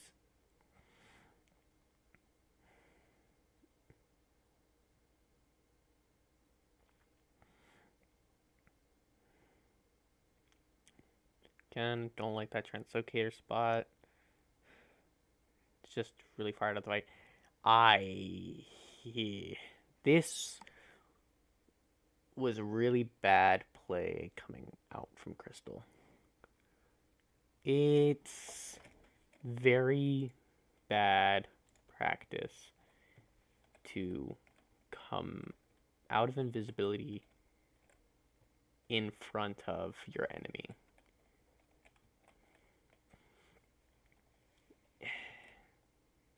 Like, best way for anybody who might understand this is coming out of invisibility right in front of your enemies is like blinking directly forward when you're playing Tracer into McCree. You're basically asking for a headshot to happen, or in this case, a sleep dart to happen. And yeah, just we'll just watch this way. I feel like it'll be more fun. Yeah, there was no way that Crystal was gonna survive that, and that was a misplay on his part. He should not have gone for that at all. He was going to have his EMP up by the time they got there anyways. Speaking of EMPs, if you're Crystal, you hopefully at this point have recognized that Lynxer has an ult, Big Goose has an ult, and Zappies has an ult. They have a minute remaining. There is no... You want to be able to hold that EMP until the very last second.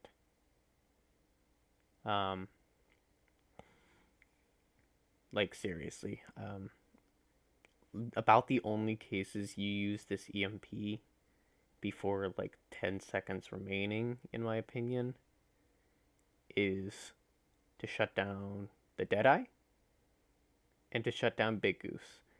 Zappies, at this point, I don't think it's worth it to try to EMP into that. It'd probably be more worth it just to try to hack that. But just for how fast Deadeye and how big of a counter Sound Barrier has to EMP, it's just generally better to wait until one of those two ultimates comes out and hopefully you get them both. Let's just see what Crystal does here. Again, he's playing good. He's waiting for them to drop. This is good play on his part. Like I said, it's good practice to wait until they are absolutely all in on the point here. That was subtly a good play.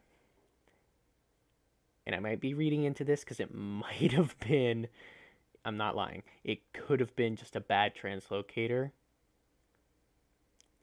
But if we're lucky there, that could have...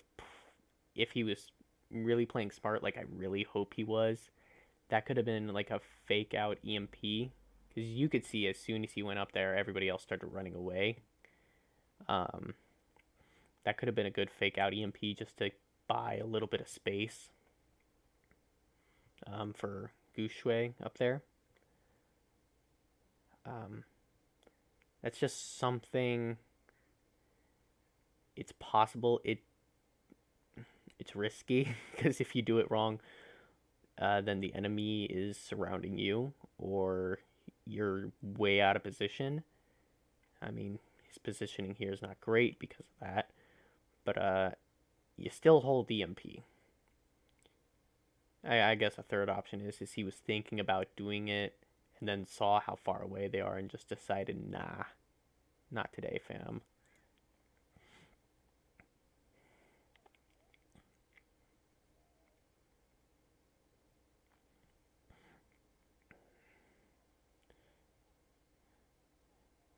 There you go. Okay.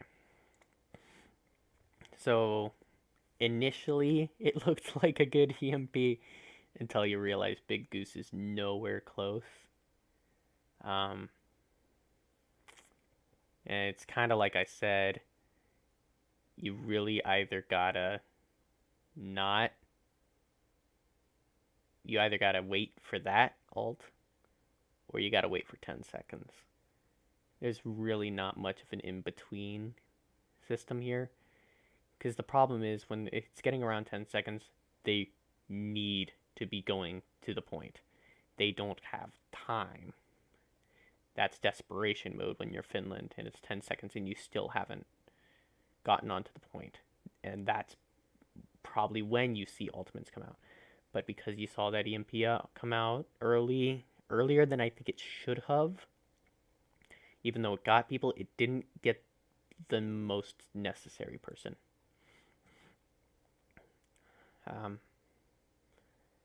But Leave just carries on Widow, so it's all right.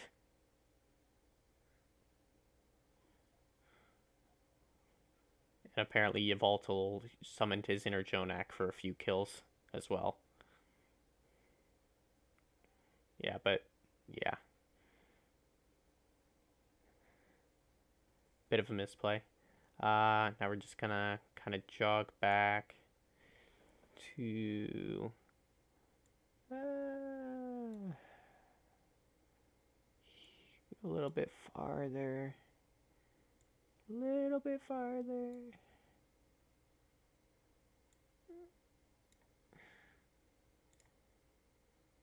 This. Okay, we're gonna look at Davin's final attack here now. Yeah, he doesn't play it for nearly as long as Crystal did there.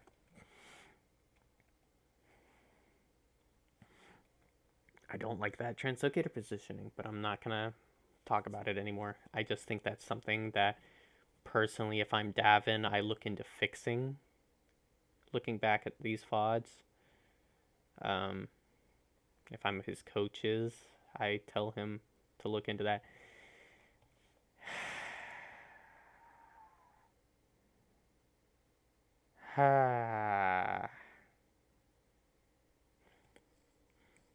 So for one, he put his translocator in another bad place, and if you look at the cooldowns, Linkser was able to destroy it because he practically put it right in front of Linkser, and then he ran right into this room where he saw two supports. That's not a good idea. Not a good idea. Because that happens. That's the second time Davin has lost to a Zen. It wasn't even the same Zen. That's really telling of his aggressiveness to the support characters, maybe being unwarranted or at poor timing. Then he gets out of there. I think that was a better warranted one, but his translocator took him so far out of the point there too. He was out of there for way too long. And even now, he's really taking his time. But I think it's just because he knows his team is going to take the point. And then Linkser throws that grab, but I'm pretty sure he goes for the swap here anyways. And I think Davin... No, he doesn't. Davin stays with it for a little bit longer.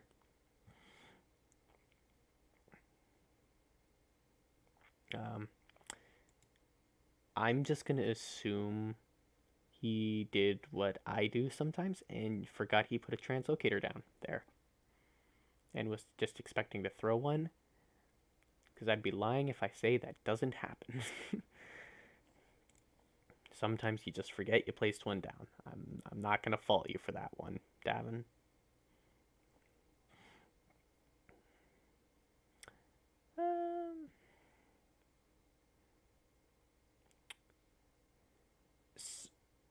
I actually like what Davin was doing there. Going after that Doomfist. Because surprisingly, as long as you have hack up, Doomfist is actually a pretty good fight for Sombra to take. Because if you can get the hack off onto Doomfist, you pretty much guarantee that Doomfist is going to die. He's useless without abilities. And he's got a pretty big hitbox too, so Sombra's really good for shelling down tanks, and Doomfist is almost a tank.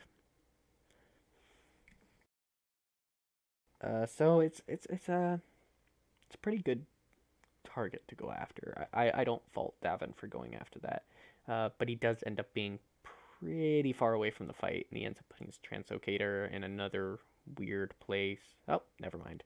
He left it up there. I could have swore he put one down. My mistake.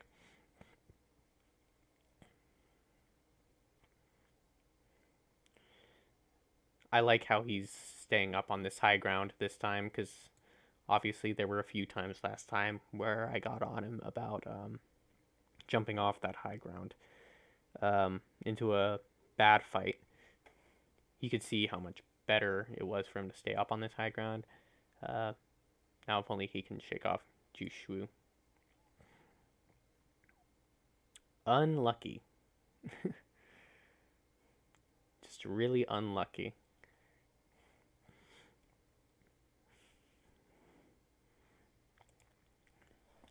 And I know I just said unlucky, but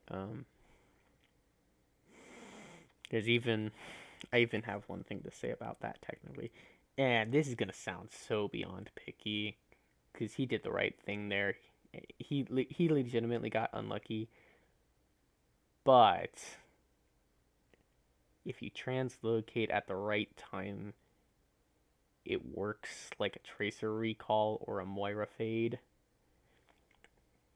where if you do it at the right time, you can actually skip the frame of the explosion of Diva Bomb, and you end up just surviving it, even if you're right next to it and you don't even translocate an inch. Just like throwing down your translocator and translocating it at the right time can save you from a Diva Bomb. So it was definitely unlucky, but technically it was preventable. And that's beyond picky, and I know it, but I felt like saying it. On to the bigger picture now that I've got done contradicting myself a little bit. So Davin has EMP. Zappies has Diva Bomb. That's a really strong combo. As a lot of teams have figured out. And one of the best ways that you can do it is you gotta throw the Diva Bomb first, and hope that the enemy tries to block it with something, and then you EMP. Generally, it works better in a Reinhardt comp. I think in a dive-centric comp like China's running, it might actually be a bit more impactful to EMP first, just so they don't have any movement abilities to try to get away.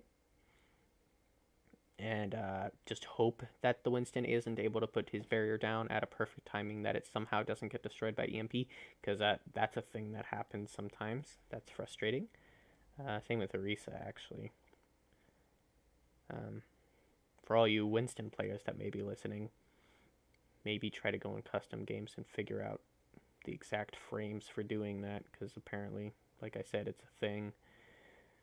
And it's really annoying to Sombra players when a barrier that you swore should have gotten EMP'd doesn't go up in flames. Anyways, but with that EMP, you need to get your Voltal.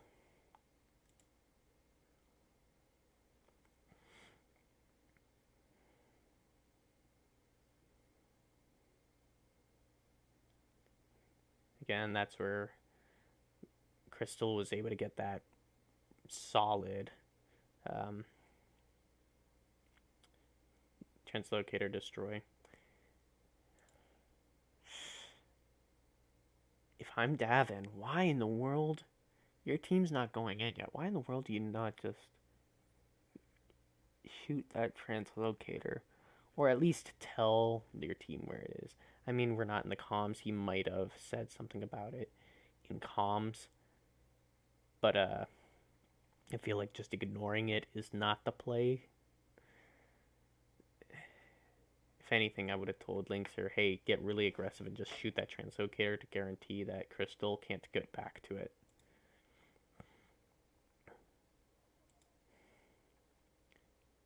Good EMP. You got Voltal, and they really don't have any other ultimates to really catch up on. That was a good move. Good job. Now, getting out of there when you did, I think might have been a bad play.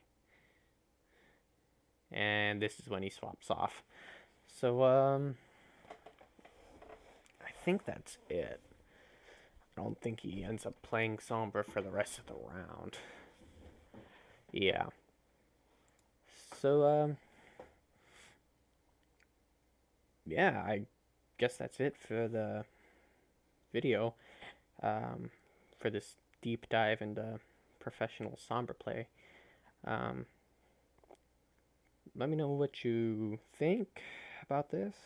If you agree, if you disagree. If you disagree, let me know why. I would love to hear. And again, I might fight that point. No guarantees. But I'm definitely not infallible. If you liked it, hopefully I'll make more eventually. I really like this World Cup viewer. Well, until the possible next time, I think I'm done here.